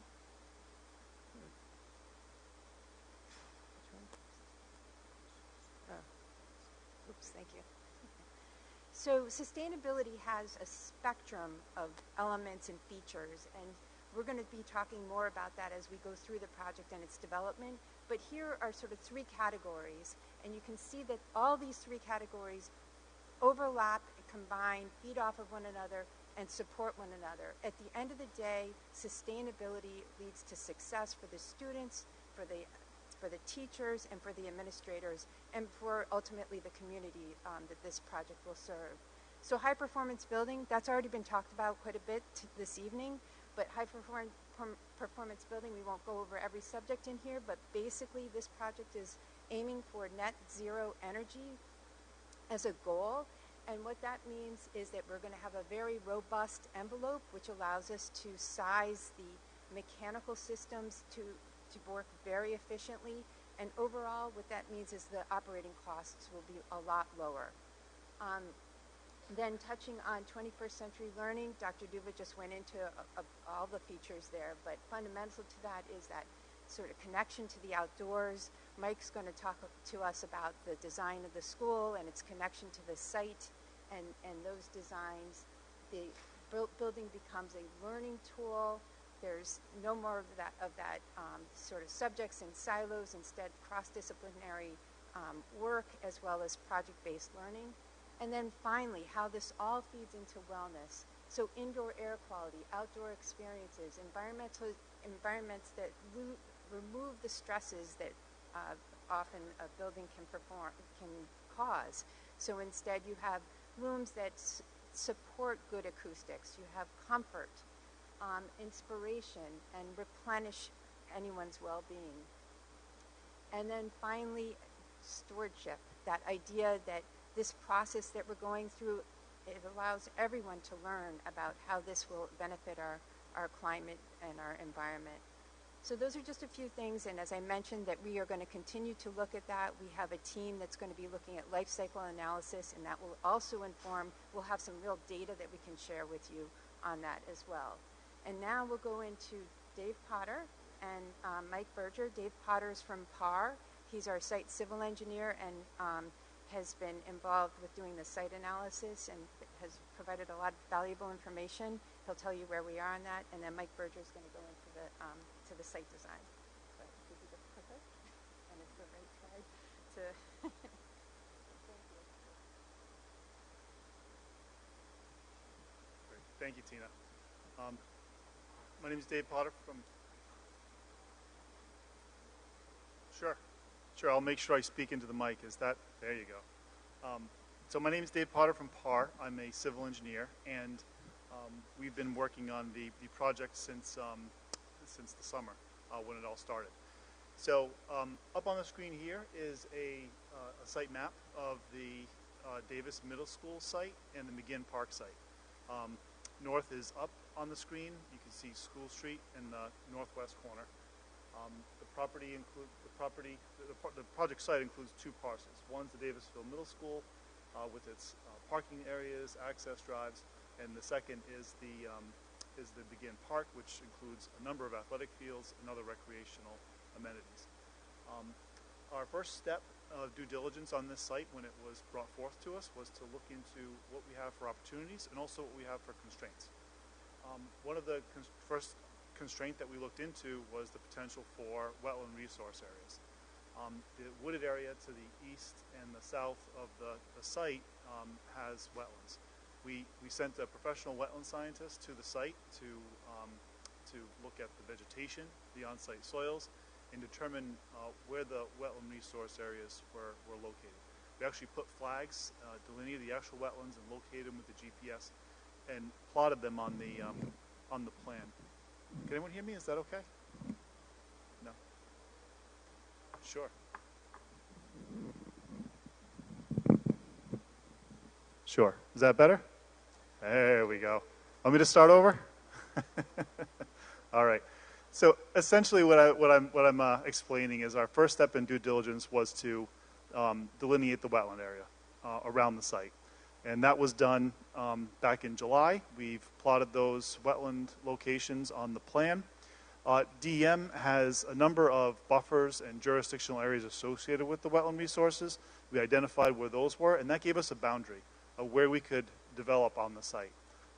So there's some trees on site that we can clear, and there's a certain line where we don't want to go beyond because DEM, based on our experience with DEM, that we would be considered a significant alteration, and we want to stay outside of that. We want to minimize our impact to the surrounding natural resources. The next constraint was the floodplain. So we're aware through mapping issued by FEMA that there is a floodplain on the site, and that is shown here on the graph on the the board here with this blue line. So this is a floodplain. This is where the FEMA anticipates the site will flood in a 100-year storm. That means the areas to the east of that line may flood in over a 100-year storm. That's mostly the wetlands down here, and then this portion of the athletic field. And that flooding is associated with the the Sawhill Brook and other tributaries here. The third constraint we looked into, as we do with all our school sites, is to look into environmental conditions. So we prepared what we call a Phase 1 environmental site assessment. And that's a desktop review of all available records, plans, drawings, any information we can find that might indicate whether there's any type of environmental issue with the site. We went to DM, we pulled the file, we went through all the data that they have, same with the school, they provided some information as well. And we found some very common, we call recognized environmental conditions. The first is there was, several years ago, an underground storage tank that was found to be leaking. That underground storage tank had a fuel that was used to fuel the mechanical systems in the Davisville Middle School. That tank was removed. It was, the area around it was cleaned based on all the documentation that we had found. It's still something we'll look into when we get into design further. There was the final approval by DM wasn't found in the file, but we'll work that out with DM. It's a very, very common theme on any building that we come across that we redevelop on. The second is this site is served by a septic. So there are several septic systems around the property. And whenever you have a septic, that's always something that will be flagged.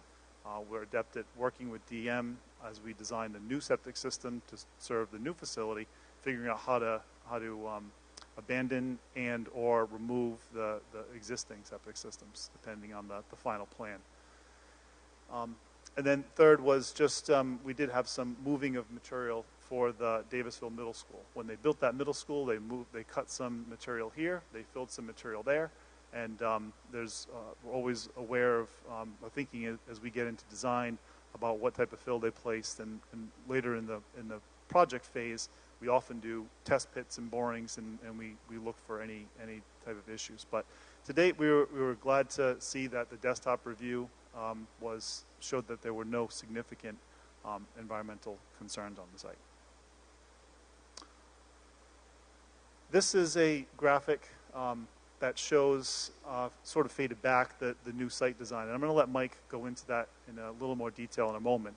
But what I wanted to just point out, that red line that you see here all around the boundary of this new site plan is the limit of building placement. And that's based upon where the DEM's buffers and jurisdictional areas are set based on the type of wetlands that we have on the project site.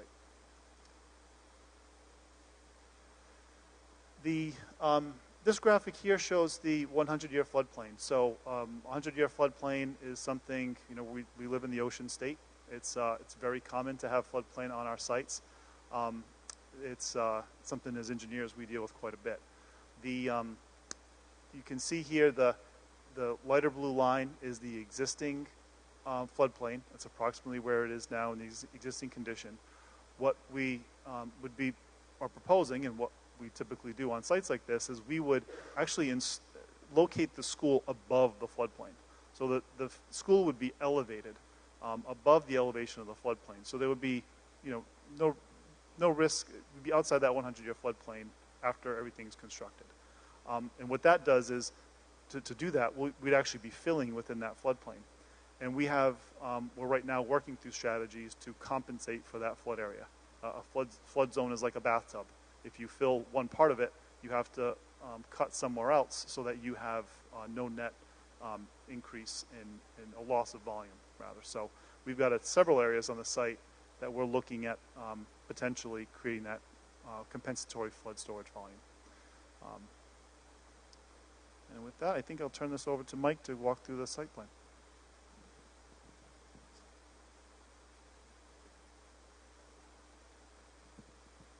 Thanks, David. Hi, good evening. I'm Mike Berger. I'm an architect with Perkins Eastman. I'll be walking you through the new plans. I'm sure no one has cheated and looked ahead in their handouts. I'll try to keep it high level because I know, conscious of time. We want to ensure there's enough time for questions and answers and hear some feedback at the end of the presentation. So what you're looking at on the screen here is the proposed current layout of the site. We are showing the existing school dashed in. As a reminder that this will be a phased construction, meaning that the existing school will remain operational while this new school is constructed, and we'll be working on phased diagrams ensuring safety for the students and faculty in town, utilizing both the school and McGinn Park during construction, so that will be coming. The next slide shows the location of the new middle school, and we'll walk through the plan in a moment. But first you'll notice is that we're moving the school significantly farther away from the road from School Street than the existing school is. It does a couple really nice things. As David mentioned, we're nestled up against this wooded wetlands area, which will always remain undeveloped, which is great, a great place to develop a school, especially in middle school. Second, it pulls the queuing lines. It elongates the queuing lines for the parents drop-off as well as the bus drop-off, ensuring that there's no backup and queuing onto School Street. And thirdly, most importantly, is that it gives supervision for the administrative spaces located at the front of the school, adjacent to the front door. Eyes on anyone entering the site from School Street. So there's kind of passive supervision as people enter into the site. The fields in McGinn Park will remain essentially as it currently is today. The existing Little League, the existing multi-use field, and this existing field off to the southeast. These will all remain existing and operational. The two fields that the school will sit on, the baseball field and the existing Little League, will be relocated off to the west, actually taking the existing baseball field, which currently sits within that floodplain, up and out of the floodplain, and actually rotates it to a more appropriate and safe solar orientation for baseball. And the same thing with the softball field. It pulls it out of that floodplain and off to the west. David mentioned that the school will be elevated. It doesn't mean that the school will be on stilts and elevated above the ground. We're talking a matter of feet to get it out of the floodplain. think we're looking about 5 feet above the floodplain. So it'll be approximately the same elevation, similar elevation to what the existing school is at now. If you're familiar with the site, it'll be approximately that elevation. So the earth will come up to the building. It will not be perched up in the air. There are a lot of great opportunities for outdoor learning with a court. We're showing a courtyard in this design, but also opportunities around the site for outdoor learning. It is pretty exciting. The way that the building is organized, and this illustrates how we really zone the building and take a look at how the building is used. The blue area, which we're calling really the public and the assembly spaces, spaces like this that we're sitting in right now, a main corridor, a main street. It's very similar to the corridor that you experience walking into the school here, the cafeteria, the gym, the front door, and those spaces. And then the yellow, and notice that they're facing the front door, parking, and the majority of the fields. The yellow portion is really what we call the private, the academic space. Again, very similar to this building, where the academics are located across the courtyard and kind of farther away from these noisier spaces. We also try to orient this with north or south orientation. I think sustainability, as Tina mentioned, is always in the back of our heads, and it starts when we start to plan the building and orient the building to the solar orientation. But it's also up against the woods, so nothing will ever be developed against this. So this will always permanently be the quiet side of the site. I'll start walking through the building kind of at a high level. We rotated the plan a bit, so north is now oriented northeast. As you enter into the site, whether it be a walker, a student walking, a parent dropping off, or a bus, you'll enter into this single entrance, which takes you into that main street. Again, very similar to what is outside these doors here. You have administration, guidance, nurse, all these spaces right at the front, the front of the school, and have a nice secure entry sequence. On the right-hand side of Main Street, and we imagine Main Street, a multi-story tall space, letting natural light into, kind of spilling into the heart of the school. You have your band, your auditorium, a new state-of-the-art auditorium, very similar to this. Gymnasium, your support spaces for your gymnasium. And then at the end, your cafeteria. On the site plan, service vehicles come around away from nowhere near the academics and the quiet side, but come around the east side and service the kitchen, the cafeteria, and then exit around the eastern side. Off of Main Street, you also have your art spaces. And this building wants to celebrate STEM and art. And then wrapped around this courtyard, kind of creating the courtyard, is this 3-story portion, these academic wings. Each wing, 3 wings, can house a grade. We're suggesting potentially 6th grade takes first floor, 7th grade middle, 8th, but they are all identical as far as classroom count and location, so it's a very economically structured and designed space, so it's interchangeable. So any grade can take any floor at any time. And we are creating a courtyard because you have 2 points of connection here. So there's no bottlenecks. There's always multiple ways for students to circulate in and out of those academic wings into the rest of the school. I should mention some of these images on the right hand are Perkins Eastman projects that have recently completed. And we are currently still designing this, so hopefully at the next forum we'll have a couple interior renderings of some of these spaces that we're actually working on. The second floor of the building, if you notice, everything on the right-hand side is whited out because those are single-story spaces. Just like this auditorium or gym, there's no space directly above them. So really, the second story consists of another academic wing, 7th grade, and then some of the specialty spaces. Dr. Duva talked about the importance of a state-of-the-art media center. So we're locating that really at the heart of the school is what we're calling it. We're creating an open stair commons, a space for students to gather and bump into each other and socialize throughout the day. And then anchoring that would be the media center with a great presence, as you see in the renderings.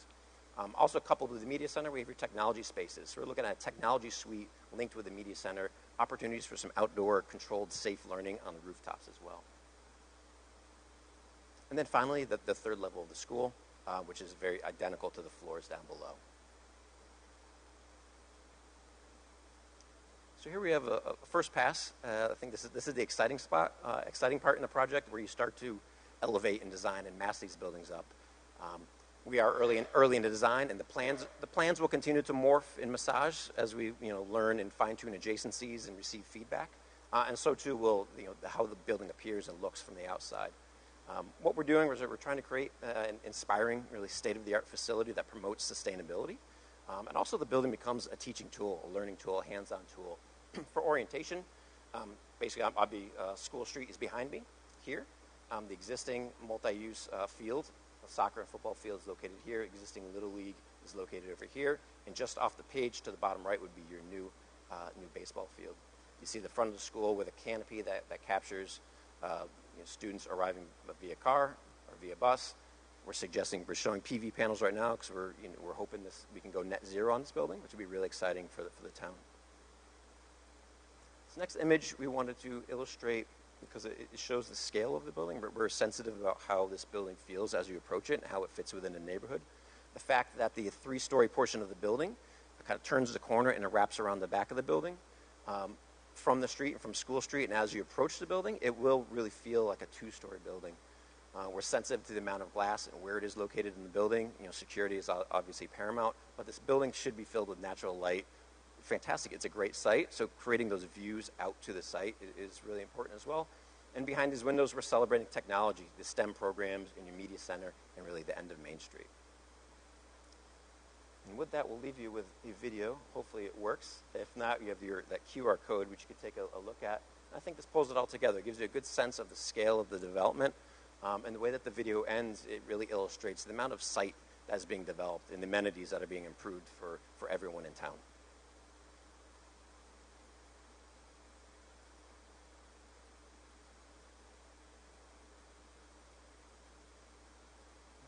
Sure. So this is the entrance drive. If you have a flying car, as you enter the site. So this is the parent drop-off on the right, obviously the bus on the left. This is an outdoor classroom, a nice safe space, which your robotics and your technology spaces can have access, as well as the media center can have access to that space out on the roof. Science classrooms, you can have a photovoltaic array panel that is used for students. And as we zoom out, we start to take a look at really the scope of this project and the improvements that it will make on the site.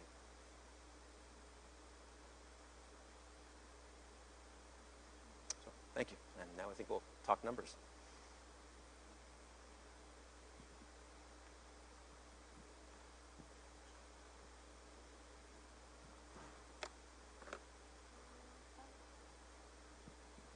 Hi.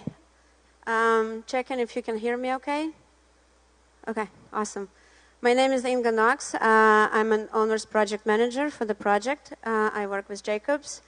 With the interest of time, I could probably talk 45 minutes alone just on this slide, but since we only have a few minutes and we want to leave time for Q&A, I'll try to do a high-level overview of what the state reimbursement may look like for not just the middle school project, but also for the entire bond of $167 million, which includes the middle school and the building upgrades and district-wide repairs, which we have mentioned earlier in this presentation.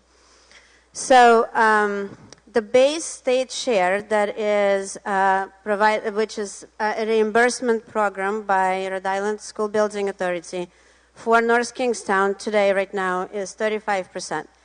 That is, it does change slightly. It varies year to year. But it is more or less will remain at 35%. This is what we know today.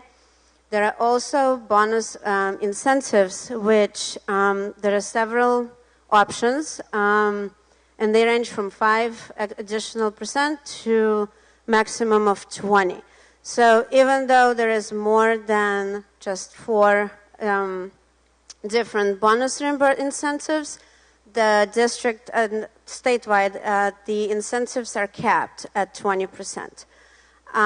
This is part of the statewide bond that launched several years ago, and these incentives are scheduled to run out on June of 2024. So all submissions that happen after June of 24 will no longer have the incentives, with exception of probably the energy and water at bonus point of 4%, which I'm not sure exactly where that stands. So with a base rate of 35%, the program qualifies for the points that we have listed here potentially qualifies. We did talk to RIDE, and we did have some back and forth conversations with the design team as well, and have a level of confidence that these are the ones that this building, the middle school, will be eligible for. However, the entire program can be submitted together with the middle school, and all the other repairs will also qualify for what the middle school qualifies for. I don't know if I should run through each and every one of them, but some of them are easier to gain than others. There is definitely a process that goes into gaining them and getting qualified, and we are working through the process right now. So if anyone has questions at the end about the incentives, I'm happy to answer them. And we can also answer follow-up questions after the presentation.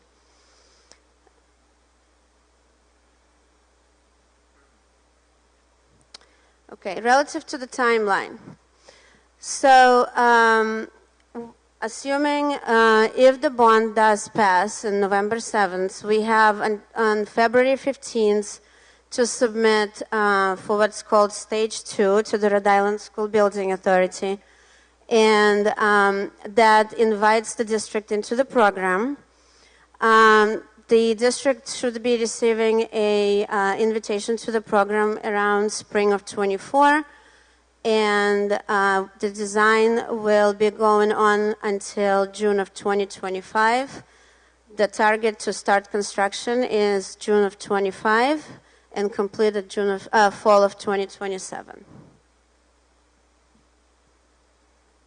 Thank you, Inga. Mr. Mullis, would you like to talk about the numbers and anything like that?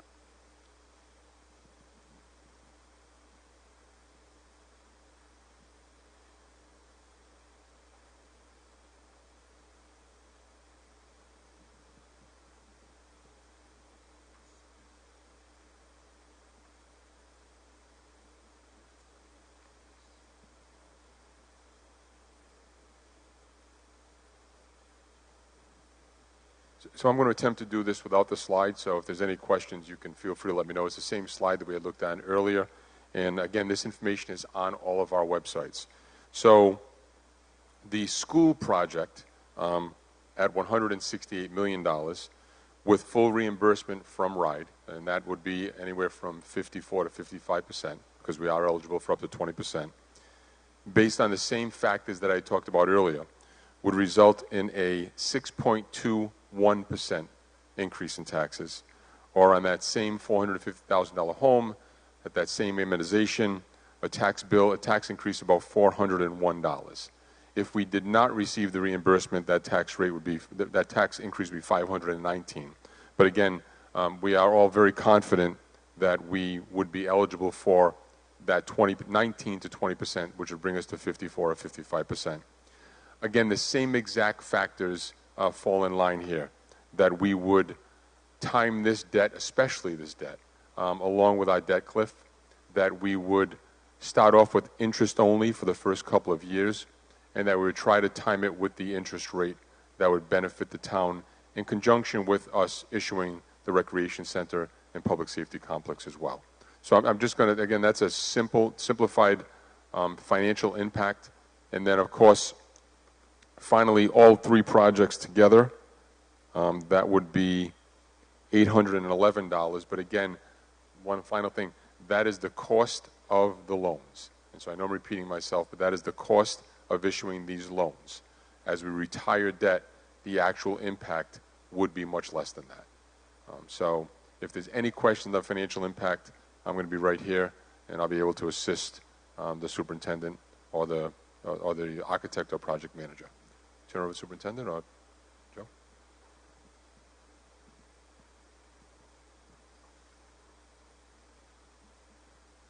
Okay, so at this time, we are going to open up to questions. I think someone down here grabbed the names.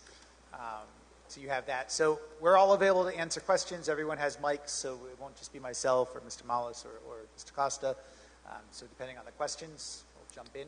Mike, do you want to? Certainly. First one up is Brian Odell, and then Don Thala is on deck.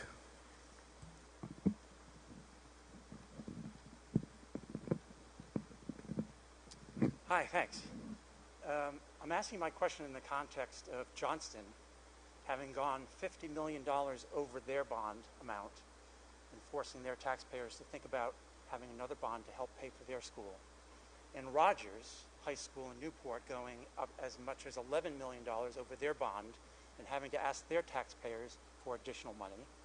And also understanding that there may be $70 million of maintenance required on our schools that maybe half of might be accounted for, maybe.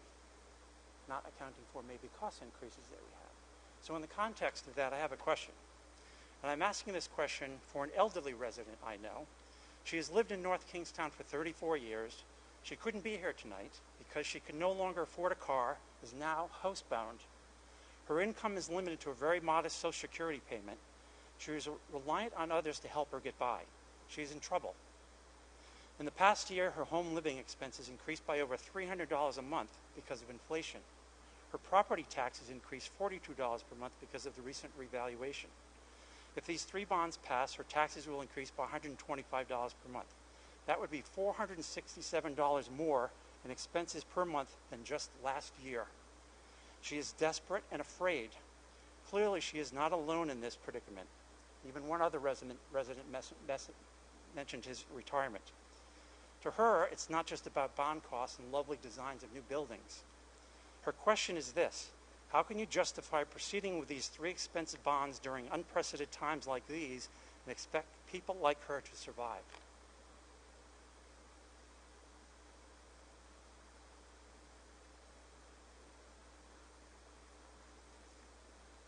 Give it a shot. So I will do my best to answer that question. That's a question that's probably deeper than this conversation here. It's important, though, right? It's a very important question, but it's absolutely much deeper than this conversation here. All I can say is that I know that we have done our best over these last 7 years to ensure that our taxes remain somewhat one of the more reasonable tax rates in all of Rhode Island, one of the lower tax rates in all of Rhode Island. We provide senior exemptions, we provide income exemptions, and probably North Kingstown is one of the more generous. I can't answer. I'd have to sit down with this person and talk about the financial impact of this and their financial situation. And so again, I don't even know how to answer that question. But I can tell you that the numbers that I gave you are the cost of those bonds, and I feel comfortable, and we feel comfortable that the financial impact would be less than that. But that's not answering that person's situation, because that person's situation, if we don't pass any of these bonds, the public safety complex still needs improvements. So we're probably going to spend millions and millions of dollars over the next few years, because the bottom line is that we do need to maintain that building. If we do not build a new middle school, you referenced a $100 million price tag of improvements that need to be made, significantly at Davisville and Wickford, that would have to be made if this bond is not passed. So the end result is that either way, this community is going to be making investments in these structures because we have to maintain them. And that's really not a great answer for that particular person. So she's not alone, obviously. And she's definitely not alone.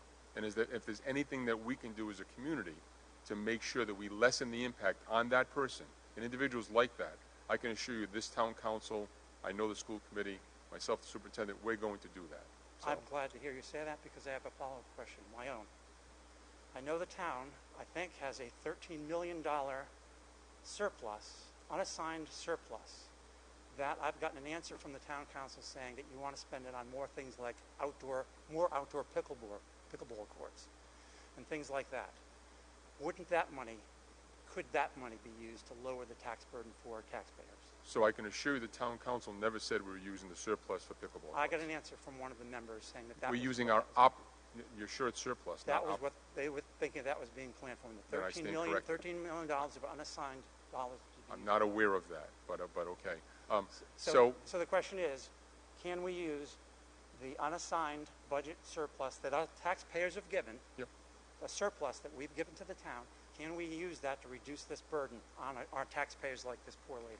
So I'm going to give you a financial answer, and the answer is, the answer is yes and no.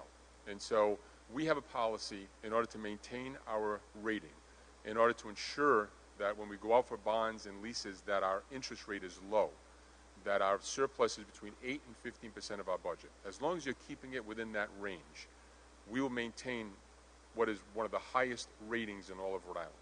That helps us financially, keeps our budget costs down. If we exceed 15%, we are obligated to find other avenues to spend that money. One would be tax relief. The downside to using that as direct tax relief, and I'm not against it, but the downside, budgetarily, and any financial analyst will tell you this, is that if you have a $100 million budget, and it goes up 5%, so now I have a $105 million budget. But in order to not have a tax increase, we take $5 million from the surplus, bring it down to $100 million, there's no tax increase. Next year, when the 105 goes up 5%, now you have the $5 million plus 5% of the $5 million. So using one-time money to supplement a budget is poor financial counseling. No one ever wants to do that. And so there's other ways you can do it. What you do is you use the surplus for one-time items.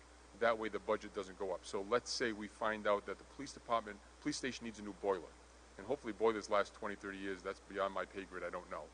But you would then use the surplus to buy the boiler, so that way you wouldn't raise taxes. But to give direct tax relief, that is a major mistake, because the next year you're going to be paying that plus the compounded interest on it. Again, the answer I got from a member was not that. Spend that money on one-time things that come up like boilers. It was for frivolous things like more pickleball courts. Well, I don't know. I wasn't privy to that conversation, but I can't tell you that. I'm just saying. I can't tell you that a pickleball court is a one-time item. It's not something that. But I'm not saying we would do that. But as the council person or individual who gave you that information, that's in line with the spending of a surplus for a one-time item. What a one-time item is not is salaries, gas, utilities, maintenance. Pickleball, you build it and you don't have the cost again next year. But again, I'm not saying we're going that direction, so I can't assist you with that because I wasn't privy to that conversation. Just so everyone knows, we have that conversation, that there's this money, with these conversations being had without anybody knowing what's going to be happening with it. So. Say that again, I'm sorry. Next up is Don Thala, followed by Kara Martone.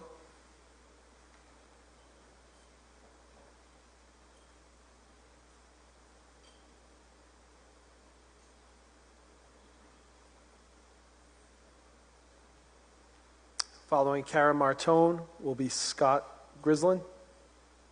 Apologize if I pronounced it wrong. So thank you, everyone, for your presentation tonight, and I appreciate the opportunity to ask a couple of questions. This is probably for Mr. Mollis, I think.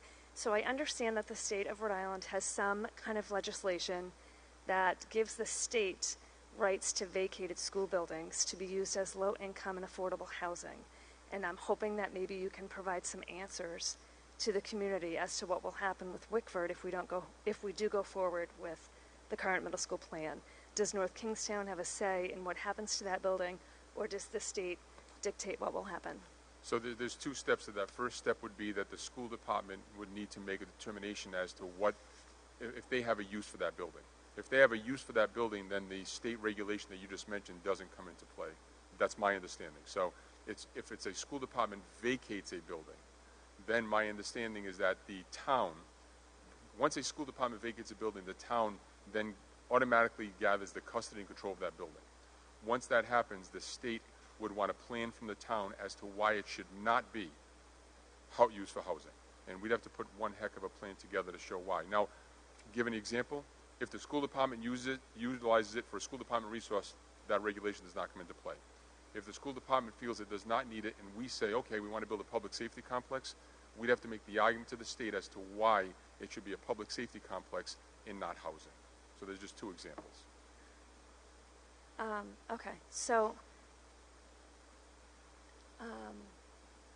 did the chief mention earlier, so I'm just trying to keep it all straight, did he say that they would consider building the safety complex in front of the old middle school, or that would be, we would get permission from the state to just Good point. demolish it? I believe what the chief was referring to is if the school department felt that they no longer had a useful purpose for that building, and then turned it over to the town, we would be interested in building a public safety complex on the front and then demolishing the school in the back. But again, I believe the school department is still looking at possible options for that building. So currently, do I just turn the on? Currently, we need to keep the building in use, and we're still looking at identifying all of our buildings and how we're going to use the buildings. So we haven't made a decision yet of yes, we do need the school, or no, we don't need to keep that open as a school building. We're still, having those conversations and looking at the need, and we want to talk, obviously with the town as well as if there's a future need and use for that property. And if we were to continue using it, would that negate the 5% newer and fewer schools for the bond? So for the state it would reimbursement? depend on how we're using that building. Yeah, you have to press the button. So the newer and fewer will apply automatically because of consolidation, because it's not just it is not just demolishing of the buildings or giving the building away, a physical building, it's the program. So as long as Wickford is no longer serves as a middle school, and there is a new consolidated middle school that is 6 to 8 in the district, it qualifies for the newer and fewer. We did check and we did discuss it with RIDE, and it has been done in other districts across Rhode Island. So it doesn't just, the newer and fewer name should probably be renamed, but it's not, we didn't name it. This is how it was named by the state. It is not, it applies to consolidation of multiple school buildings that serve that same purpose and consolidating them into one, and then getting redistricting the rest of the spaces in the building. So if Wickford serves a different purpose within the school department, newer and fewer still applies. Okay, thank you.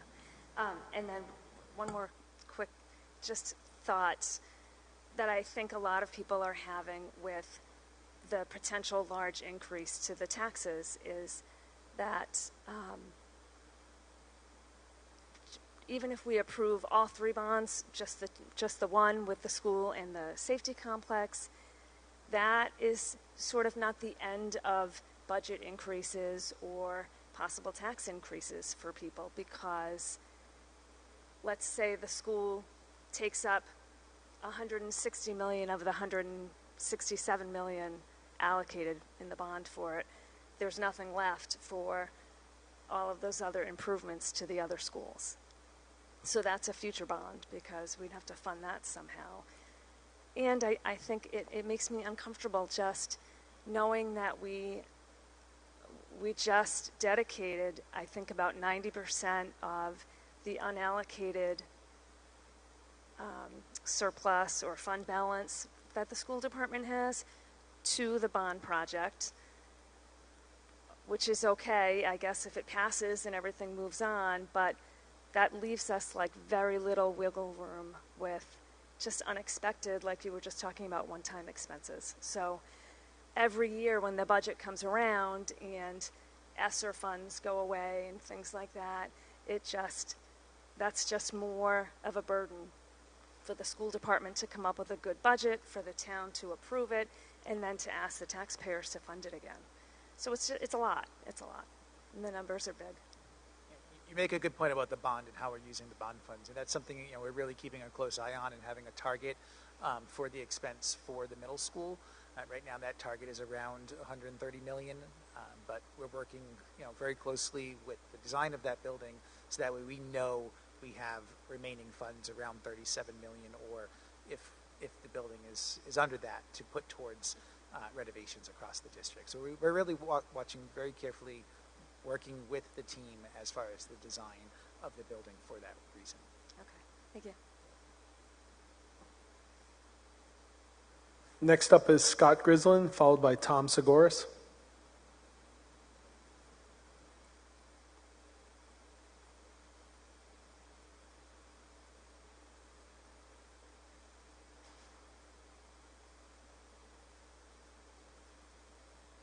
I'm not Scott, but there's a question I forgot to ask before. As I understand it, the taking on this debt does not actually relieve the town from obeying the state law that limits the rise in property taxes each year. Is that correct? It's not, so the 4% law that you're referring to is not on the rising of the tax, it's on the levy.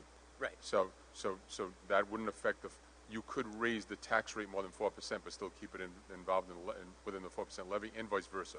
Right. But you are correct that this does not, we would have to most likely ask for an exemption to the 4% based on the levy. That's my projection. Or try to find ways to stay underneath the 4%, right?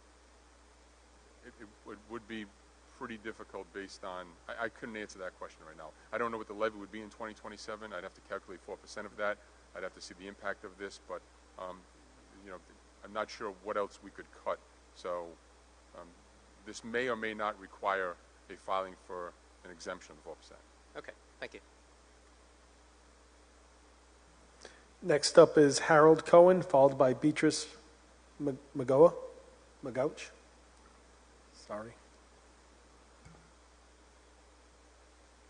Hello, I'm Harold. I compliment the presentation. Looks beautiful. It's predicated on two things. One, that we have to consolidate the schools, and I guess, yeah, there's some money involved, but I don't know if that's necessarily a driving force. The other one is, it looks like all your efforts were Davisville. Davisville is on the north end of town.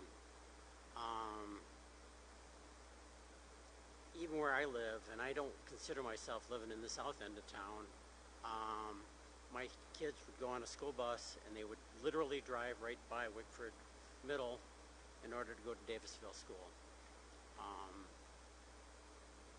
For the people who live in the south end of town, it's going to be a long drive.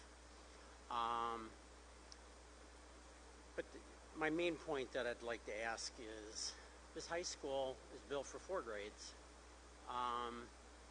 And I think the bond originally was $33 million. They did overspend it, but $33 million, it's a factor of 5 times more expensive.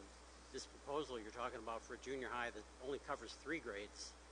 And I always thought high schools were more expensive schools because they had to have more special use classrooms and, big auditorium, that kind of thing.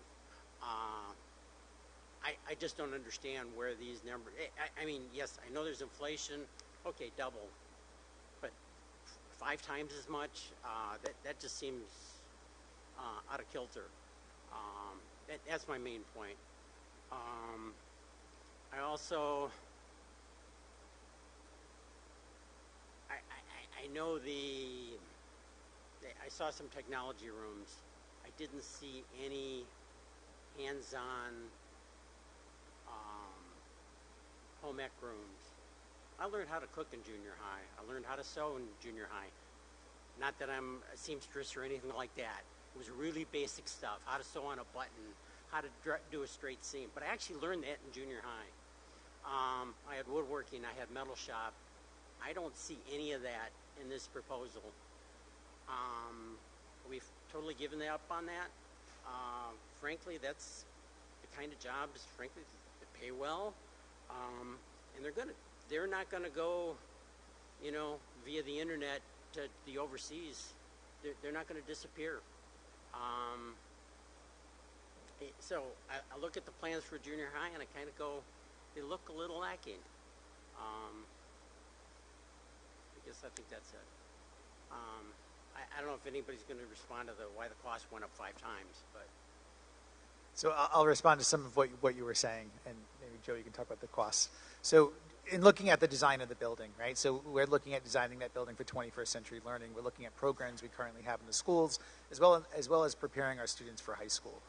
So we do have the spaces for coding and technology and STEM and art and music.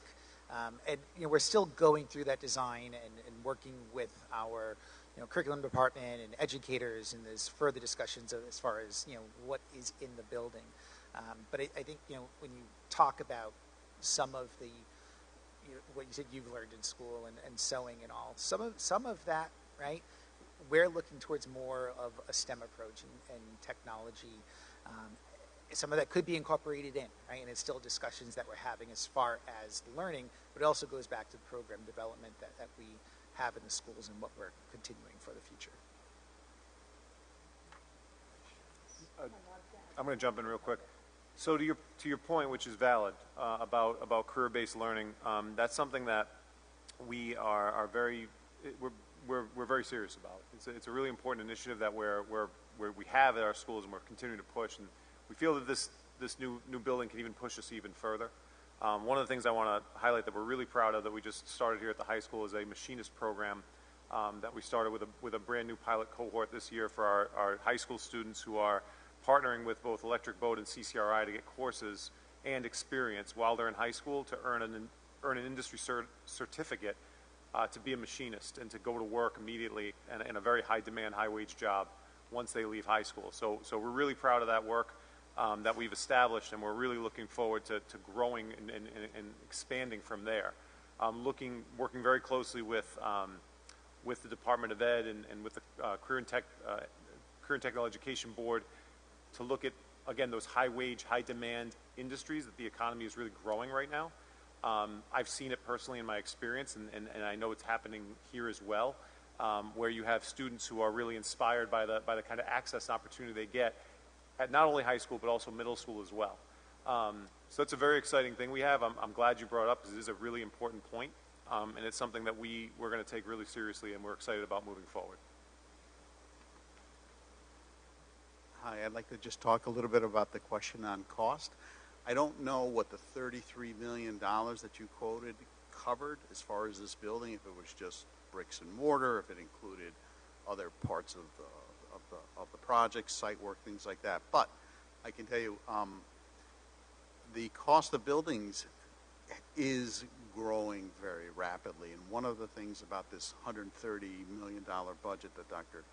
Duva mentioned is that it is not just today's dollars, but it's actually anticipating what the building is going to cost when we actually go to bid and we actually go to construction. So we're not looking at today's numbers. We're actually projecting the costs of the building, site, everything else projected into the future. So there is some contingencies and there's some escalation funds that are built within that number. We're going to work very, very hard with the school department to make sure that every single dollar that's allocated to the building has the best value, and that not only has the best value today, but also will last a very, very long time, because we're really designing this building and these facilities not to just last one generation, but multiple generations. So the quality of the finishes, the quality of the mechanical systems, all that kind of stuff will be very high so that you get a lot of longevity and a lot of service out of the building. What we don't want to do is provide a facility that's going to require a lot of energy and cost to maintain, that falls apart in a few years, and that you have to spend a lot of money on over many, many years.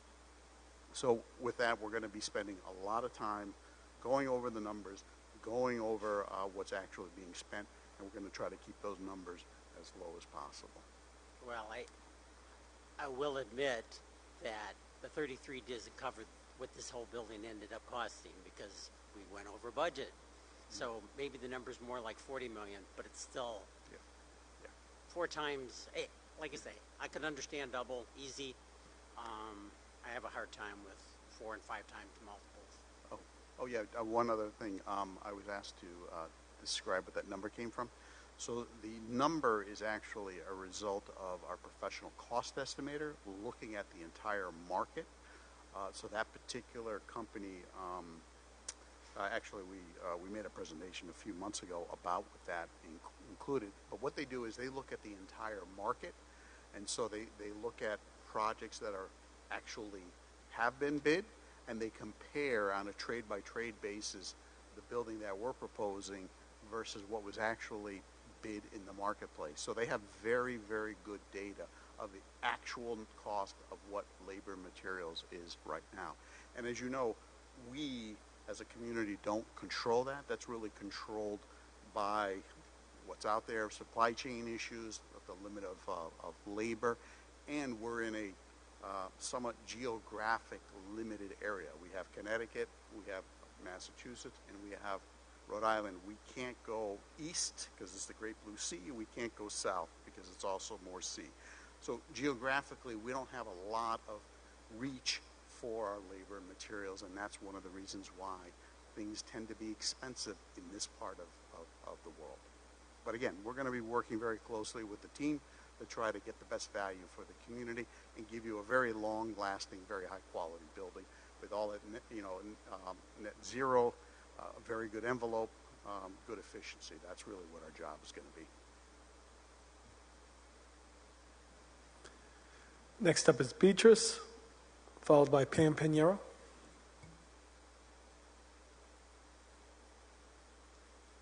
Good evening again. It is McGeoch. Thank you for trying it. You got really close. I like to tell people if you say yuck, you've got it right. I'm very glad to be here. I'm an education professional. I work at CCRI. I have 2 children, one at Davisville Middle School right now and another in the high school as of this fall. I've worked with educational programs all over the state, and I've been very happy academically with the work that's happening in North Kingstown. So I wanted to start with that, and thank you all for all that you do. When this proposal sort of flashed in front of my radar, I had a couple of immediate concerns, and I've really also learned a lot from this presentation, so I sort of want to phrase back to you what I've learned and make a couple of requests. So my first concern was 1 middle school instead of 2, because for me as an educator, I know that smaller schools are better, especially with the middle school. Culture in the middle school here is not as strong as I would like it to be. But what I'm learning is that that's actually a result of a directive coming from Department of Ed. They're trying to incentivize schools across the state to consolidate. Is that correct?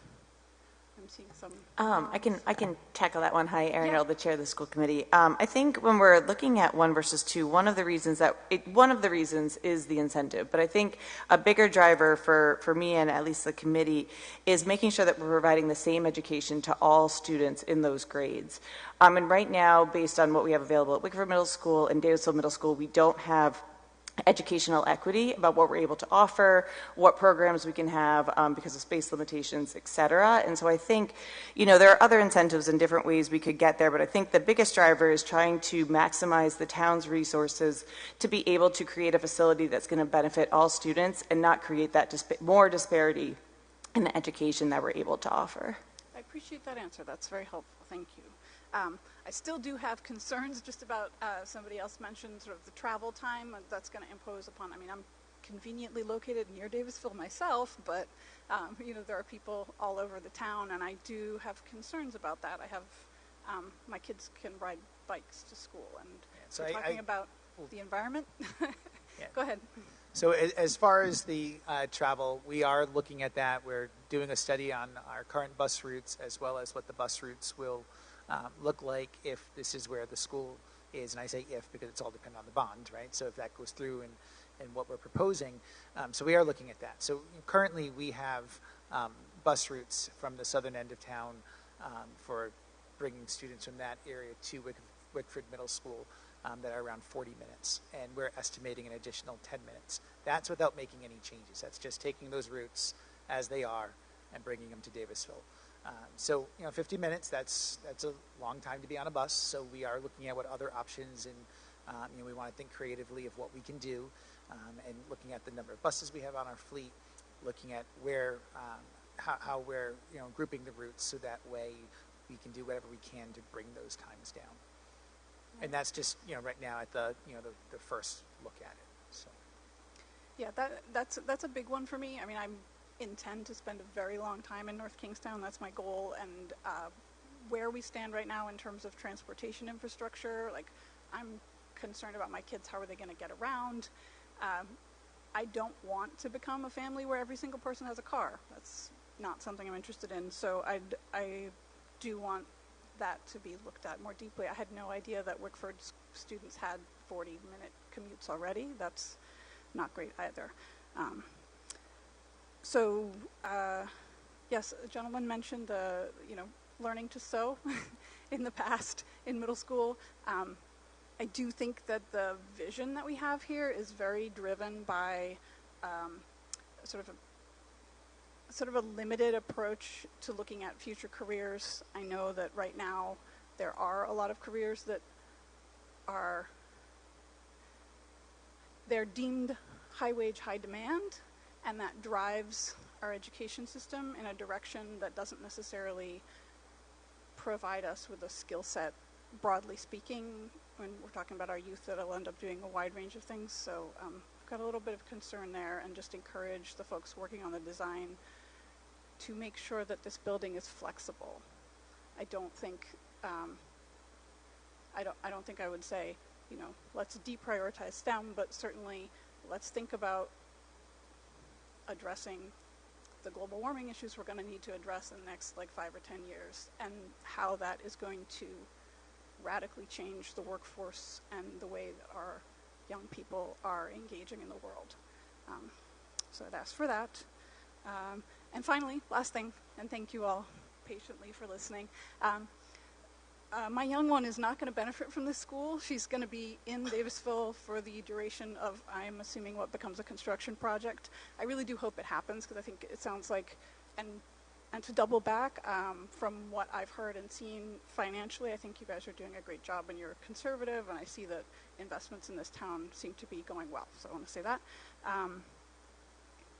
For the kids who are in school now, I know this doesn't have to do with the bond, but since I've got you all here, if you can sort of keep in mind what their experience is going to be while this project is going on.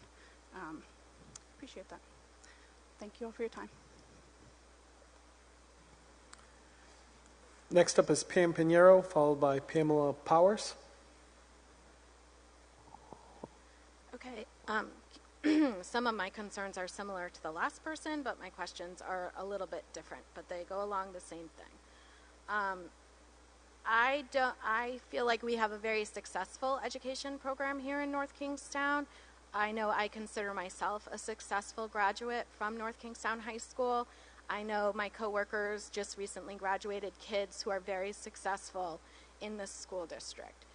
I have not been convinced that one middle school is better than 2 middle schools. It is such a drastic change to our culture here at North Kingstown. I would like to know what local community data was used to decide on 1 middle school versus 2 middle schools. I haven't seen any survey data or teacher data or administrative data. I can agree to disagree, but if I can't see the rationale other than equity, I can't quite, I'm having a hard time with that, so maybe you could help me.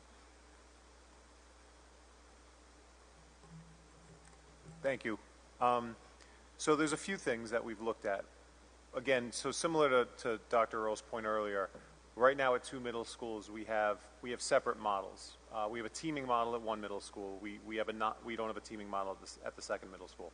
A teaming model at the middle school just in terms of overall effectiveness is really a more desirable model to have at a middle school. It kind of bridges that elementary to high school process, where students are kind of given more independence but also still have some safety nets in place.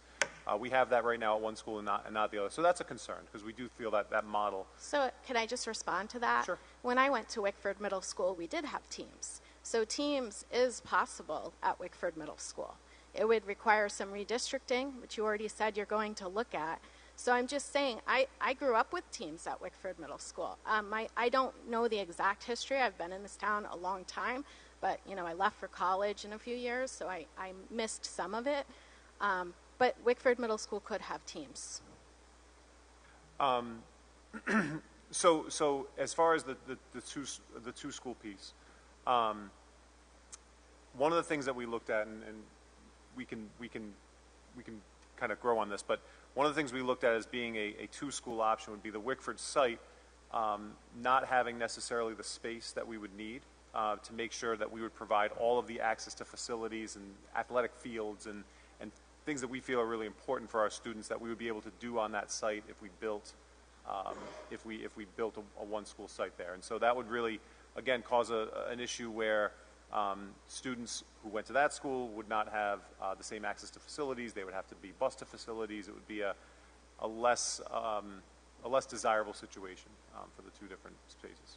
We want to make sure that, if we're putting funding into the development of schools for the future of our students, that we're providing the same for all of our students, right? Within North Kingstown, we shouldn't have a group of students that are receiving one type of education or access to one type of facility versus another. I think, we're too small of a town for that. And when, like Mr. Mizzanotti was saying, when we looked at the space at Wickford Middle, because everyone said, why not just either renovate the schools or just build two schools? When you look at the space at Wickford Middle and actually do a layout, and we did do some design layouts on that property, there isn't enough space. There isn't enough space to have the middle school plus parking, safe arrival and dismissal procedures, and then the fields.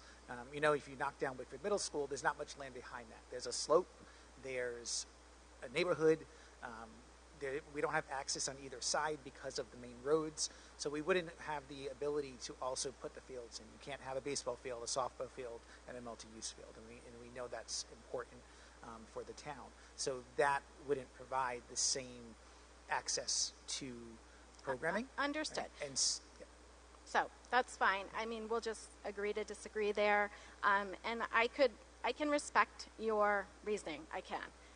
But then I lead to problem 2 that I have with this whole project is transportation. Okay, now you did throw out some numbers. Thank you, because I've only been complaining about transportation since the master plan. But I do say my son went to school, elementary school last year on the, closer than what Davisville will be to us, and he would be on the bus 55 minutes. He was not the last child on the bus.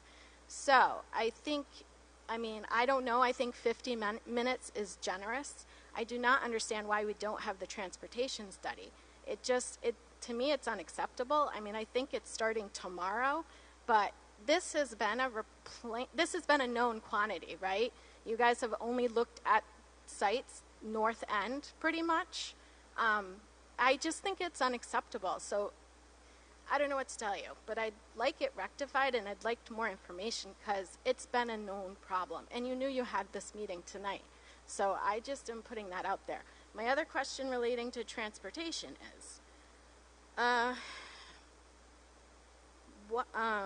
without eliminating an elementary school now, will you be able to address the school start times?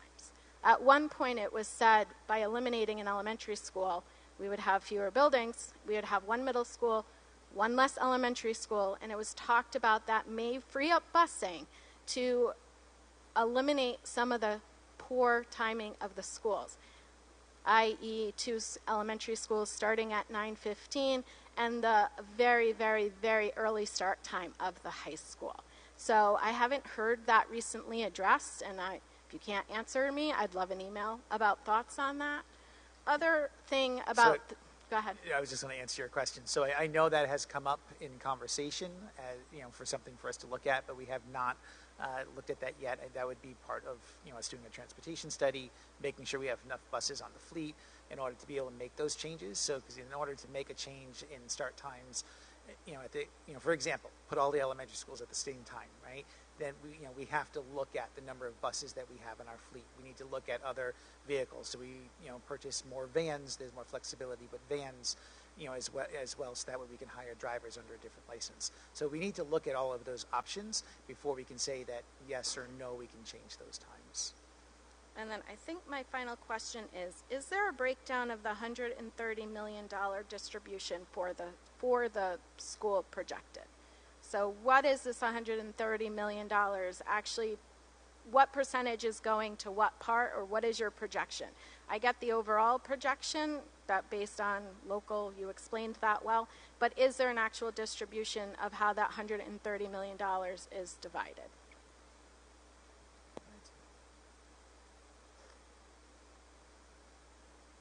The 130 is for the middle school and the site work and everything associated with constructing that new Understood, but building. are there percentages for, like, environmental might be this percentage, school building itself might be this percentage, furnishings, like Yeah, that? that has not yet been broken up, but that is coming. So the divisions and the parts of the pie that are going to be divided up is being worked on. We don't have that right now. And then just two more, just general comments, then I'll be done. First impression of the school, it didn't feel homey to me, so take it for what it is. And secondly, I hope maybe you could consider restructuring or extending the time of the meeting for the next public forum, so that way people can have a better realistic time expectation. Thank you. Yeah, thanks so much for the comments, Pam. Just a quick, wait, come back, Pam. Sorry, I just wanted to ask a quick clarifying question, if you don't mind. And I do want to apologize for the overage on the time, and we will most certainly look at what we're presenting next time, because I know it's really important for folks to be able to plan their time, because I really value it. Can you just clarify the word homey for me? We really are interested in community feedback and different things, and so just curious about what that meant to you. I don't know, it didn't look like North Kingstown. I don't know. I drive by Wickford Middle School every day, and it's beautiful. I like the way it looks. I don't know. I just didn't feel, it looked too institutional or something. Sure. Something about it, the coloring in the front didn't appeal to me. Great, that's very good feedback. Thank you. Next up is Pamela Powers.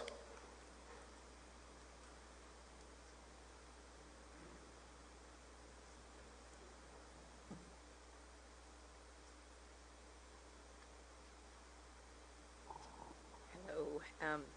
Thanks for hearing me out. I'm sorry for the delay. I think you already answered my question before, because I was just wondering if there was any work done, or with as expensive as this proposal seems to be, on, again, planning on what the administrative costs might be and how that will impact taxes, and the operating costs. I can see the ideology of trying to consolidate. Sounds really good, but as a retired professor, looking back at education, sometimes I think we've lost sight of what seems like a very old-fashioned term, common sense. Like for recreation, maybe kids should walk to school. Oh, get points for walking a mile or something. Maybe we should learn how to do our taxes while we're in elementary school, never mind middle school. But there's some practical things. There's 900 students that are going to be positively impacted by having a new school in 3 years. So it will be the elementary school kid population we're talking about by the time this school is built. And I think that's great. And I have relatives in this town, and they have been successful with the school system. I didn't go to school here. I went to school in North Providence. Big difference. But I do think it's a very expensive when you take $130 million and you divide it by 900 students. It comes to something like $140,000 per student. That's not per family, that's per student. So what do you do with the 5-kid family? Yeah, That's and a lot of projected money. I really, as school committee chair and a member who lives here, I'm a resident, and I have tiny children, and my family feels the impact when taxes change as well in this town. I think for me, that number is the first year cohort of students, but you have to think about the longevity of the building. The one we're sitting in right now is our newest school, and it's over 20 years old, and we're going to get much more life out of this facility. And so the students that we're building this facility for aren't even dreamt of yet. They're the future of North Kingstown and the future of the town. And so I think the impact, on education and continuing to make sure that we're developing great students and giving a really awesome education that we're known for, it's so important to invest in it. The other thing, kind of going back to what Mr. Malas was talking about with the taxes, I don't want to pay more taxes either, but I would much rather have my money invested into a new facility than into the old facilities that are not going to have the lifespan that we need for our students, and then having to come back and ask for more money to do more repairs or build a new one in the near future. That's another big reason why I'm very supportive of the consolidation, because if we don't consolidate the two schools and we just build one school for a portion of our middle school students, we'd still either need to be renovating the older facility or eventually building a new one, which would add to the debt of the town. And so I completely hear the concerns. I feel it myself. My parents are retired. They've been in North Kingstown for over 40 years, and they are going to feel that impact too. But I feel really strongly that if we are going to be spending the taxpayers' money, that we should be investing it in a really smart way that's going to have that return on our education and our students for the future.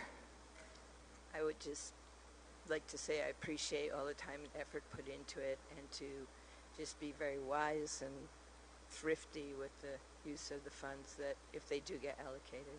And I do understand there's a lot of pressure at the time because of the incentives, but I would hope that there was due caution and diligence in all the aspects, especially the ones that the citizens tonight brought up, concerns. Thank you for your work. And that is the last person who has signed up, so if there are others who would like to ask a question, please feel free to come on down. Thank you. Slip down. My name is Brendan Ennis. I have 4 children, 2 of which that have graduated from North Kingstown High School. I have a daughter who's at the high school. I also have a son that's at the junior high. He will more than likely age out for this project. Great presentation. Want to specifically highlight the site design and engineering. I like the layout. Excellent job. And then a couple things I want to talk. As the woman noted, this school, which is amazing to me, is 20 years old. I know it's in that range. To your point, I'll comment on your funding in a second, but that always has amazed me because I think it's held up incredibly. I think actually there's so many people that come to this school and are just in awe. They think it's a brand new school, so it's testament of how new schools and the effect they can have on a community. To your point about construction, I'm actually in infrastructure. We're in unheralded times as far as obviously everything as far as inflation, but particularly in construction. The fact that the estimate of 40 years old, 40 million 20 years ago, it's beyond inflationary standards. It's exponential. Construction costs are skyrocketing, and they're not going to abate and or come down. And the question I have for all of you is kind of somewhat a leading question, coming to this a little late. The ride, that is a grant or is a cost share, specifically? So the funds that are coming from RIDE, that is from a bond that was passed in 2018 from the School Building Authority that then gets distributed throughout the state for districts that put in for an application. And if we don't use it, we will lose it. And so if we don't put in the Stage 2 application by February 14th, then we lose the opportunity for those incentives that we talked about. The incentives, which is up to 20%. So yes. That's 20%. So in context, I work on projects that are in excess of this, and we scrape just for grant funding in the 20 to 30% ranges. These numbers are unheralded, and we should be more than ecstatic that they're capable. Now I'm going to do rough numbers on just what Mr. Mollis presented, which I think is kind of the elephant in a positive light that you guys may be missing. You're looking at almost $90 million in savings on this project. If you don't do the project, we're looking at spending $90 million, if not $100 million, just on preventative maintenance for 2 buildings in the next 5 to 10 years. Those are rough numbers from what I'm hearing tonight. So you're going to spend the same cost whether you approve this or do not approve it. That's rough math just from what was presented today. So again, it's a positive for this project. I think the other thing is we're going to be back here in 5 to 10 years, and in 5 to 10 years, there is a very strong chance that RIDE funding will not be available. More than a strong chance. We're going to have this conversation again. As far as the question of consolidating 1 to 2 schools, there's a need. I would argue with anyone the timeline of that need. Maybe we could push out another 5 years, 10 years, but the fact that this spending is available, it's unheard of from an infrastructure perspective. And I think, I want to thank all of you for the work you've done to date. I want to thank Mr. Mollis for your presentation. But I mean, to me, this is a no-brainer, and we need to build it. I understand. I'm a taxpayer. I'm not even benefiting from the school. My kids won't benefit from it. I plan to stay in this town, but there's a need, and I think this is a good project, and it should go forward. I want to thank everyone once again. Thank you. Just before you ask that question, Mike, I just wanted to clarify the needs in the middle schools, the current middle schools we have, and then the elementary schools far exceeds that number that was just quoted, correct? And I know we're not going to go through all of that. There's people can go back and watch the building subcommittees and the different meetings about kind of the capital improvement plan and what our total needs are, but that's not just that number, correct? Correct. The numbers we've been talking about have not included either Wickford Middle School or Davisville Middle School. It's based on the assumption that if the bond passed, those buildings would be taken offline. I just have two quick questions. Could you clarify the site why you did not choose Wickford Middle as a potential consolidated school site? Because it's a pretty big site, and I would say among the community, and I have two small children who will go to the new middle school, we're all kind of wondering why Davisville over Wickford, because it looks like you could build a whole new middle school on the soccer field and the old softball field and just knock the other one down and put new fields up and use Yeah, I can talk on that. As I stated earlier, we did do some designs of, building a middle school on that property. You can build a middle school, you can have a middle school, but you will not have the fields. There is not enough space on there. Once you knock down the middle school, behind it there's a slope, there's neighborhoods, there's limited access on either side because of the main roads. So you can build a consolidated middle school. You can have parking. Again, looking at safe arrival, safe dismissal procedures, it's lacking that amount of space. It's lacking the space for a baseball field, a softball field, and a multi-use soccer field, which is needed for athletics. Okay. And then the second question was the school, at least what I thought I saw, and I might be getting this wrong, but the new school is going to accommodate 900 or so students consolidated. And then the projected for 2027 is like 930. So we're building a new school for capacity, or what we're expecting to be capacity. So even with that, there's, we're saying 900. There's room within the size of those classrooms to have more students. Okay. So it's theoretically we could have more students. You could have in more than the 900 new buildings, even though. Was there a reason why we didn't build for like 1,000 students or a bigger footprint? So we were looking based at the projection and square footage of, we also have to stay within what is allowable from the Department of Education based on projections. Thank you. It's such a valid question too, and as somebody who has lived in this town for 40 plus years, I know that we want to make sure to address, be prepared for fluctuations in populations, as well as what someone else said about fluctuations in kind of what is popular in education at those times, and making sure to build flexible spaces. And so I did ask that very similar question to the team, I think at the building subcommittee. And I think what I was reassured about was that there is room for growth in the classroom spaces and kind of what we're putting in as far as the square footage and the recommendations for how many students should be in that space. And also looking at the common areas, et cetera. And so we did take that into consideration to make sure that we're not going to outgrow the building before we even build it. One thing I was mostly concerned about, because I'm like, if you're going to spend a lot of money, and when I looked at the bond, I looked at what does it cost to build a middle school, because I'm a layman, I don't know what it costs, and the median price looked like to be $350 a square foot, and you need about 175,000 square feet, and I was looking at some of these projections, and I'm looking at the numbers, I'm like, all right, well that's like $50 million for middle school, that is just capacity for what we're projecting to be, and I look at all the new people moving into our town, and I think they are younger families moving into our town, and I think we'll have it projected probably over, I would think, 1,000 kids if it's going to be consolidated, and I would hope that we'd get longevity out of whatever building we put up. And the other thing to consider there is that not every child included in that projection would be attending the school. There are some students who, due to disabilities, have to attend out-of-district specialized programming. So they're included in that projection number, but wouldn't necessarily be included in that school. Thank you.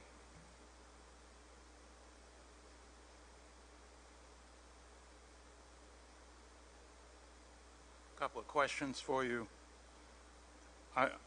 Did you ever do a comparison, new versus doing a rehabilitation of the two schools?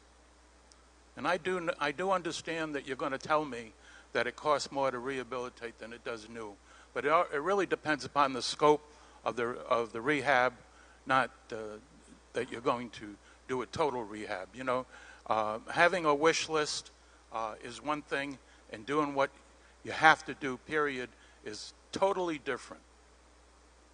Has that been done?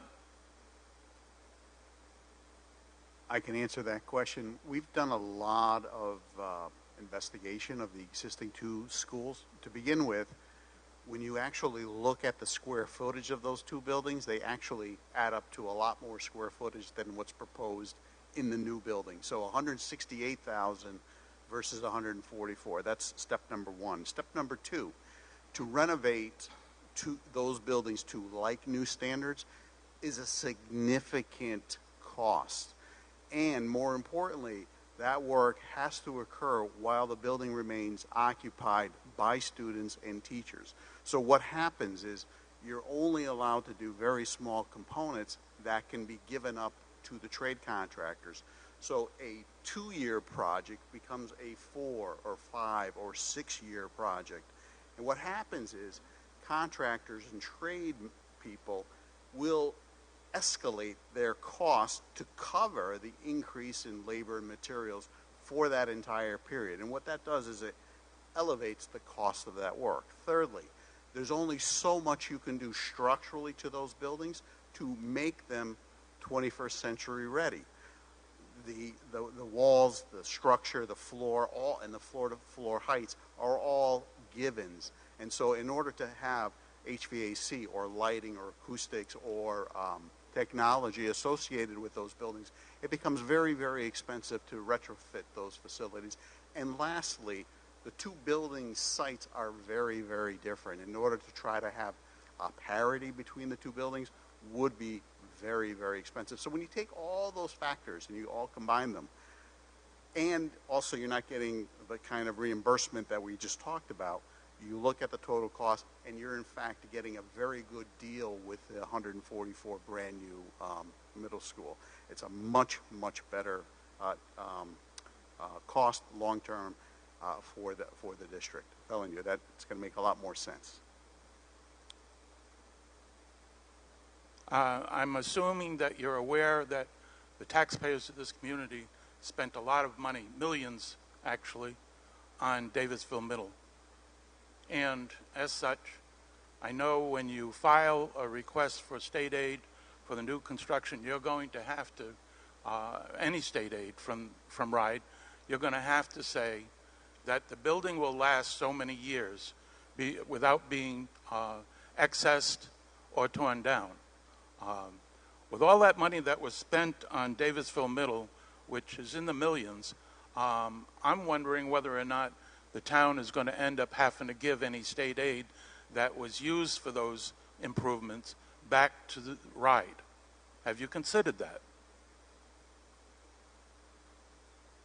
Yeah, so we did, and our understanding is that with the work that was done and all that we would not have, and correct me if I'm wrong, but there would not be a cost for us to refund that money. Yeah, so that's definitely something we're aware of, and as Dr. Duva said, are looking into. And I think it actually proves the point of why this is so important. Because when I first came onto the committee, we were talking about expensive projects both at Wickford Middle School and Davisville Middle School that need to be done to make sure to maintain safety of our students. And I think that continuing to invest in those old buildings make us even more liable for what you're talking about with state aid and relief and having to pay back money, et cetera. So that we are aware of that. We are considering it as part of this project and what we would be having to consider for Davisville Middle School particularly, because it's definitely a good point. So are you saying that you expect to have to pay back? No. My understanding is that we would not be paying anything back. Okay. The last thing I want to say as a matter of record, the 50 or 55% of state aid for housing, of which only 35% appears to be something that goes on year for year. The balance of it is at the risk of the state's budget every year.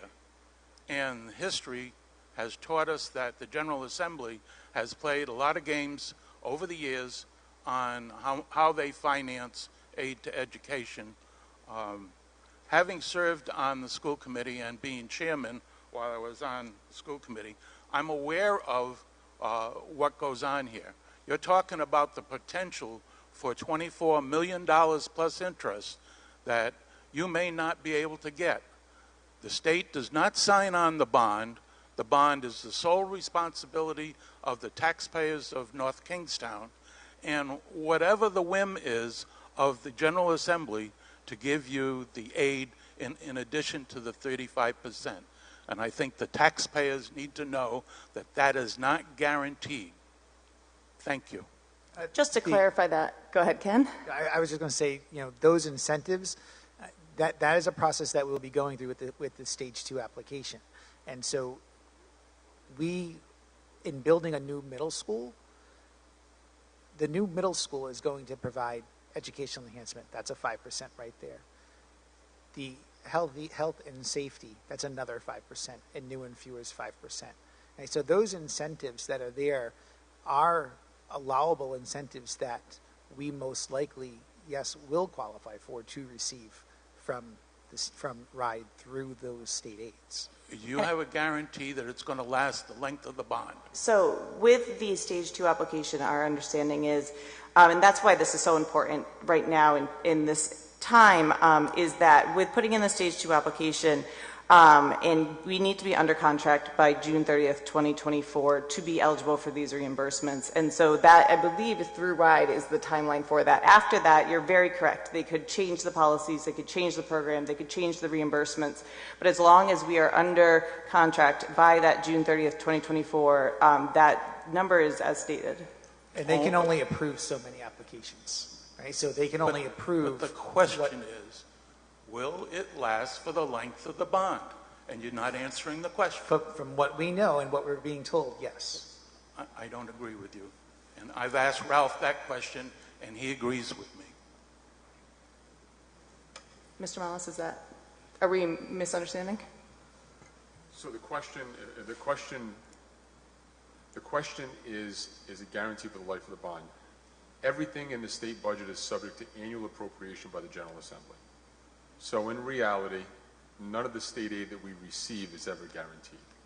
That was the question. The question, I'd have to answer the question. The question is it guaranteed? And the answer is it's subject to annual appropriation by the General Assembly. And that is a fact. So, but again, I know we're all based on the fact that it's 35% base and 20% extra, but if the question is that guaranteed, the answer is yes, it's subject to annual appropriation by the General Assembly. All right, thank you for the clarification. My name is George Longquist. One of the grouchy old taxpayers in town. I just had a quick question, recognizing the time. There's a number of uncertainties, I see it, in the final true number of what this project's going to be.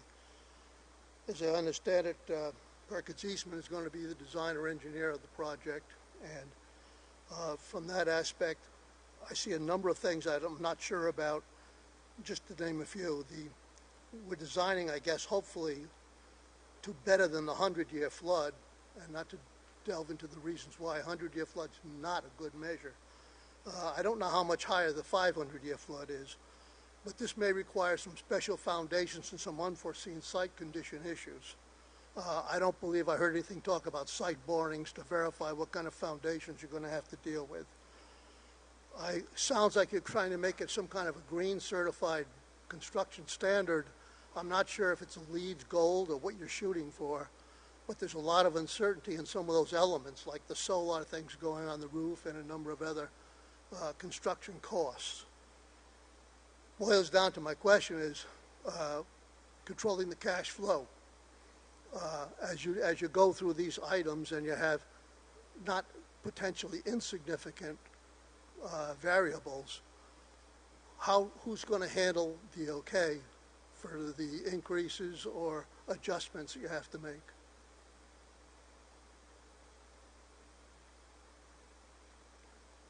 I think your question is, how do we control the budget? No. Do you What's have, your question? No, not just you, but do you have a limitation, or is it totally in your own hands? Does the school committee or the town council control those numbers? I'm not sure I understand the question of, are you speaking of the budget that we have and how much funds we have and how we spend that money? I'm talking about the real budget and when you have to adjust it to the reality of when you're executing the construction. Sure. So the budget, that is something that is controlled by the school committee, right, and the town, and what is allocated for us, and anything within our budget that any changes that are made would have to go back to the school committee. So basically, it's the school committee, since the town council has taken the position they do not review your line item budget. Yep. So to clarify, the the budget and the school committee and how it works with the town, we go in annually and talk about the operating budget, et cetera, explain needs and whatnot. With this particular project, and someone had talked about it earlier with some of the other towns and whatnot, I think something that was very important to the school committee currently is that we set realistic expectations to make sure that we understand the scope of this project with projected inflation, et cetera, to try to make sure that we have the amount of money that we need to build the facility that this town needs. And so I know that there's uncertainties with that, et cetera, but as far as how the budget is going to be spent and what we think we need, we took a approach of trying to make sure that we accounted for all things to make sure that we were asking for a realistic number. My question is the cash flow. As these uncertainties occur, who's controlling it? Yeah, so the school committee budget and the policies that surround how the school department needs to, ask for approval for different things is all outlined, and there's different levels of approval that's needed depending on different purchases, et cetera. Okay, but the school committee is the one who's doing the approval, not Correct. the town council, really, right? At that level, The town council doesn't review your line item budget, so really you're the ones controlling it, Correct. right? Okay, thank you. Thank you.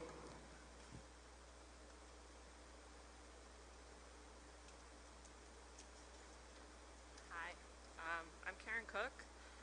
First, I'd like to thank you for bringing the plan for the new middle school back to 6th through 8th and not 5 through 8th, which was originally suggested. That is huge. I know most are concerned about the costs, but let's keep that separate for a moment and let's talk about what's best for the children of our community. My husband and I are parents of a DMS 6th grader and a 3-year-old. I am not sure how many other parents are here of current students in the school system. School is a lot different from when we were in school, middle school especially. It's a different world and it's tough. Social and emotional aspects of learning and living are of concern, especially amongst that age. After-school activities, clubs, sports, etc. are an outlet for our children. If we combine the schools to one building, we're going to have less opportunities for the kids to be included in clubs and sports and on teams. Was this thought about? Was this looked into?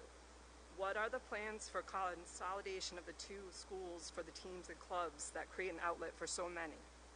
We are narrowing their opportunities. North Kingstown is the top 1/3 of towns population-wise in the state. Many of these other populated towns have more than one middle school. Cumberland, Cranston, Warwick, Providence, to name a few. I'm in total agreement that we need new schools, 1 or 2, but essentially we're building a structure, a facility that's 3/4 the size of this building, right? 3 grades, 4 grades here. Is it of best interest to put all those kids together? 6th through 8th graders are very vulnerable kids. If they don't have the mental capacity of the high school kids, they can take impressions, it's a lot. They're not going to feel part of the community. Middle school is such an age that it's important to be included. Is building one school of children's best interest, and has it been explored enough? Yeah, I'm happy to take it from kind of the high level, and then I'll turn it over to the administration. So just to hit on a couple of the things, as a mom, I have tiny ones too. So this is really personal for me, as well as important for me as someone that is on the school committee. And I have one that loves sports. And I totally understand and hear the concern about less opportunities for sports and teams. And I think we're going to be approaching that in a multifaceted way. One is talking with the people that regulate sports in the state, to think about, as more towns are moving to this one school model like Lincoln and I believe Barrington and a couple others, East Greenwich, I believe, like what are some options at that level and what possibly needs to be looked at? As the state is incentivizing consolidation, I think we need to evolve in what we're thinking about for collegiate sports at that age. The other thing is going back to what we kind of saw earlier with opportunities in the rec center, and what else can we provide for students with recreation, and especially I heard Chelsea talk about how there's that middle school age gap of programming in town, and so I think looking at it both from what can we do with the school level, are there opportunities for different kind of A team, B teams, different opportunities that we could offer, and then also looking at the recreation opportunities. But like the sports and the clubs and whatnot that are provided through the school, as a parent, you're not paying extra. Totally As a parent, understand. When you're doing all these rec programs and everything, you're writing out a check, and you're writing out a check, and you're writing out a check. And when all the other costs go out, writing up the checks when they could be part of a school team, which is included in the funding and the taxes we pay, that's big. It adds up very quickly. Totally understand, as I write many checks to many different leagues, but I do think, we're talking about 4 or 5 years from now, right? And so I think, really advocating for some change at the state level on what we're able to offer at schools for sports is something that I think we should be pursuing. But then also perhaps looking at, what we can do with costs for recreation programs in towns too. But I don't want to speak for them, but I think, that's an important point that you make. And then just going back, I'll defer to the school administrators on the other question about kind of the size and scope of the building and how that would impact student learning and development. I'd be happy to talk about that. I think you raise very important concerns, right? You're talking about middle school age the students. social emotional aspect. Yeah. From when we were all, a good amount of us were in school, middle school is a totally different place than it was when we were between 12 and 14 years old. A lot has changed. A lot has changed over 10 years, right? And so, and just throwing more kids into the pot and it just being more to deal with, and it's some smaller numbers are controlled better. So a lot has to do with the design of the school, right? And designing, a model. We talked about how, 6th grade would be on one level, 7th and 8th grade. So you're keeping, the grade levels separated, right? So, and then they're housed within teams. And so then within, the house of grade 6, you have teams within grade 6. You have meeting spaces for those teams to come together. Excuse me. We really will, be building upon, the social and emotional learning development, the culture of the school, talk about, increasing advisory and how advisory is being used. So there's strategies that you can put in place so that way 300 students on a team doesn't feel like 300 students. They actually feel like they're part of a team within the team, of that building, and really supporting them and supporting their development as they're going through middle school and providing opportunities. I think we'd actually be able to provide more opportunities because we have more students to expand on the programs as well as extracurricular activities that we can expand on, looking at the arts and music and theater and expanding in those areas for our students so they have more opportunities too.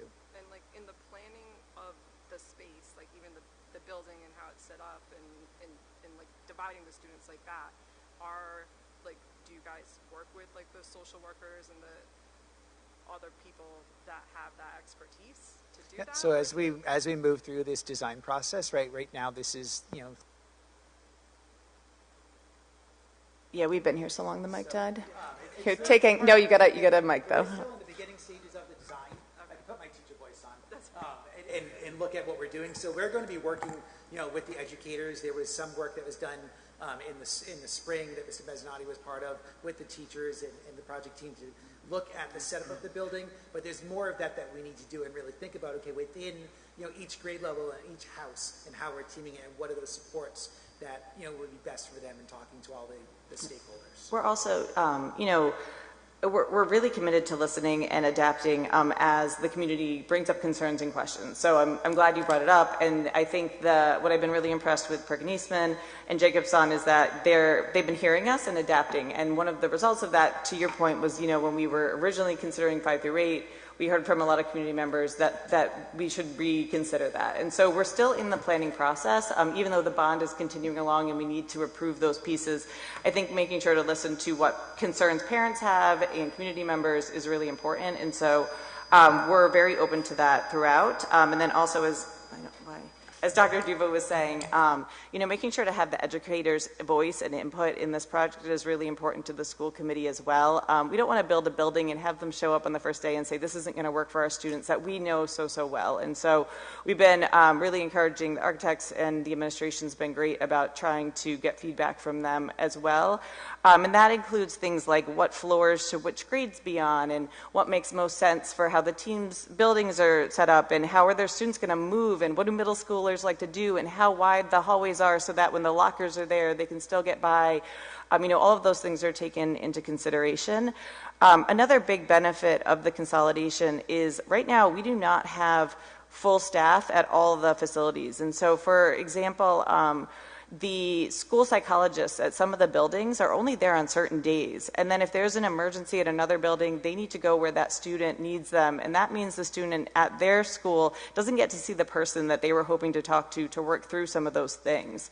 And so for me, thinking about consolidating the staff into one facility, that'll allow for better access for students to be able to support them kind of what they need both inside and outside the classroom. So I completely hear your concerns. The number, is bigger than what we're used to in town, but I think the benefits and the way that we can design the building will really help be able to make it feel much smaller for students and have them have that home feeling and be able to develop kind of over those 3 years.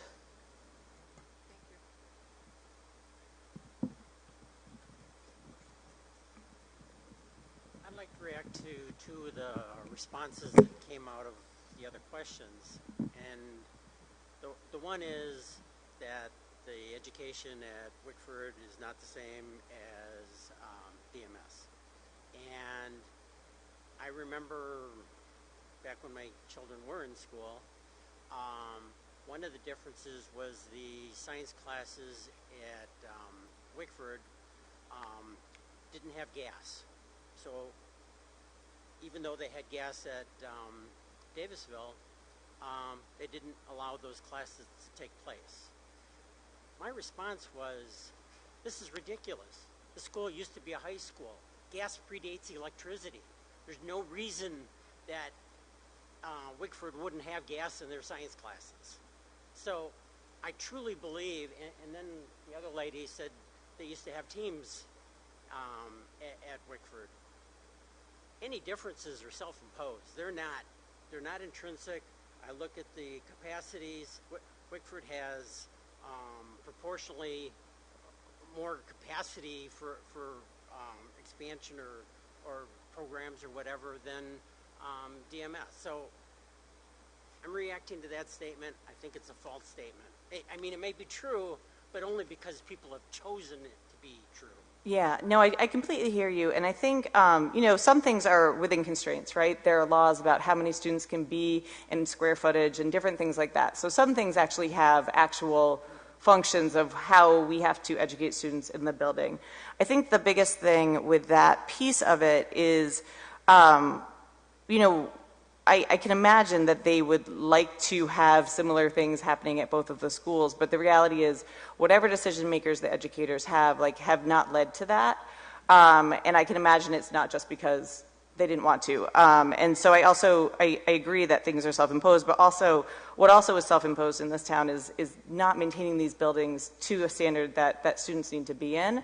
And we are going to be offering some opportunities for people to walk through. And I think I was shocked when I saw the state of some of the areas, particularly at Wickford Middle School, but Davisville is getting up there. As you pointed out, it was a high school originally. This is a 1932 building. And so there are some constraints that the wonderful educators in our town cannot, change to make a building that was built in 1932 meet standards for 2023. And I just want to add, I did a walkthrough last night of Wickford Middle School, and I walked through that school with a very different lens of looking at every detail of that building. And that building's unacceptable to continue educating our students in. There are science classrooms that don't look like science classrooms. You would walk in and wonder what's being taught in this classroom. It's not set up to teach science for today's education. There's cracks in the walls. There's cracks in the foundation. The building itself, ventilation-wise, needs a lot of work. So it's not just going in and renovating the building envelope and saying, okay, you can go in there. It's going in and having to completely renovate the classrooms in order for the teachers to teach with the current curriculum and have the tools, and also updating the buildings for the kids so they have that motivation of being in there and have the value of what education is. And I just, we are going to set up tours. There's pictures that, I'm going to post out on social media so people see the pictures of the inside of the buildings. It's really important to go and see that and understand how there's a huge difference in education from the 50s, the 60s, 80s, 90s, even early 2000s to now. And we need to really put investments in our buildings to support the education for our students. You can't just teach in a building because you did it, 20, 30, 40 years ago. And the ADA accessibility issues at Wickford are tremendous. They're unreal. What it takes for somebody with a mobility issue to get from one side of the building, it requires going into an elevator, through a classroom, up a chairlift, across a cafeteria, down another chairlift to access music, art, the media center, foreign language. There's a science classroom that's taken place in a former home economics or family and consumer science, and then you'd have to repeat that process to get to the nurse's office or to get to any other area. So there are tremendous accessibility issues at Wickford that I don't think we've brought up yet this evening. Okay. The other statement made is the footprint of Wickford Middle is too small. Eminent domain. You could take that property that's between that and Wickford Elementary and via you got millions of dollars that you could purchase those properties, and all of a sudden you have all kinds of land. Then I don't know. Did the school district get rid of the elementary school? If they haven't, that could all be one contiguous piece of property, and you can go to town with plans in that.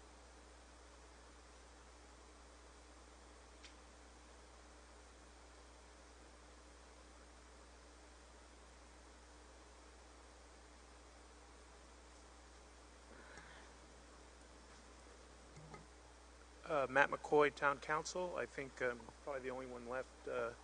Everyone had to leave. But I would just like to thank all the citizens of the town that participated this evening.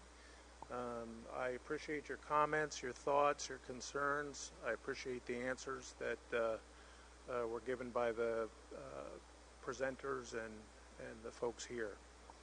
As we prepare to close out the evening, I would just like to make what I think is an important point.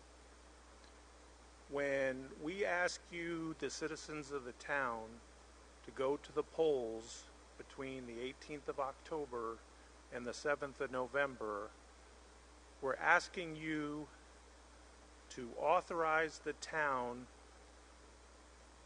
to be able to issue the bonds to borrow this money to fund these projects. We can debate the merits of whether the school should be here or there, or this size or that size, or where the fire station should be, or all those other things. And those are things that are going to come out in the design process as we proceed. But all of it, from my perspective, is moot if you don't authorize the town to borrow the money. So I respectfully ask people to ask additional questions if you have additional concerns, but when we get to the 18th of October and people in the town begin voting, you're not voting on whether the school is at Davisville or at Wickford Middle School. You're voting on approving the town being able to borrow $176 million, or up to $176 million for a new middle school and school purposes. You're voting to approve $55 million for a new public safety building, and you're voting for 25 million for a new rec center. And those are in two questions. And anyway, thank you for your attention. Yeah, Matt, I'll definitely echo. I was very encouraged by the amount of citizens that took time to show up today for the public forum, and definitely thank them for their time.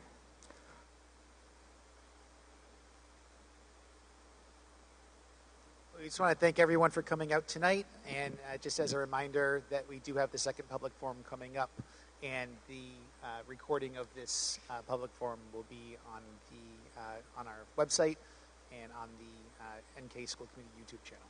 So thank you.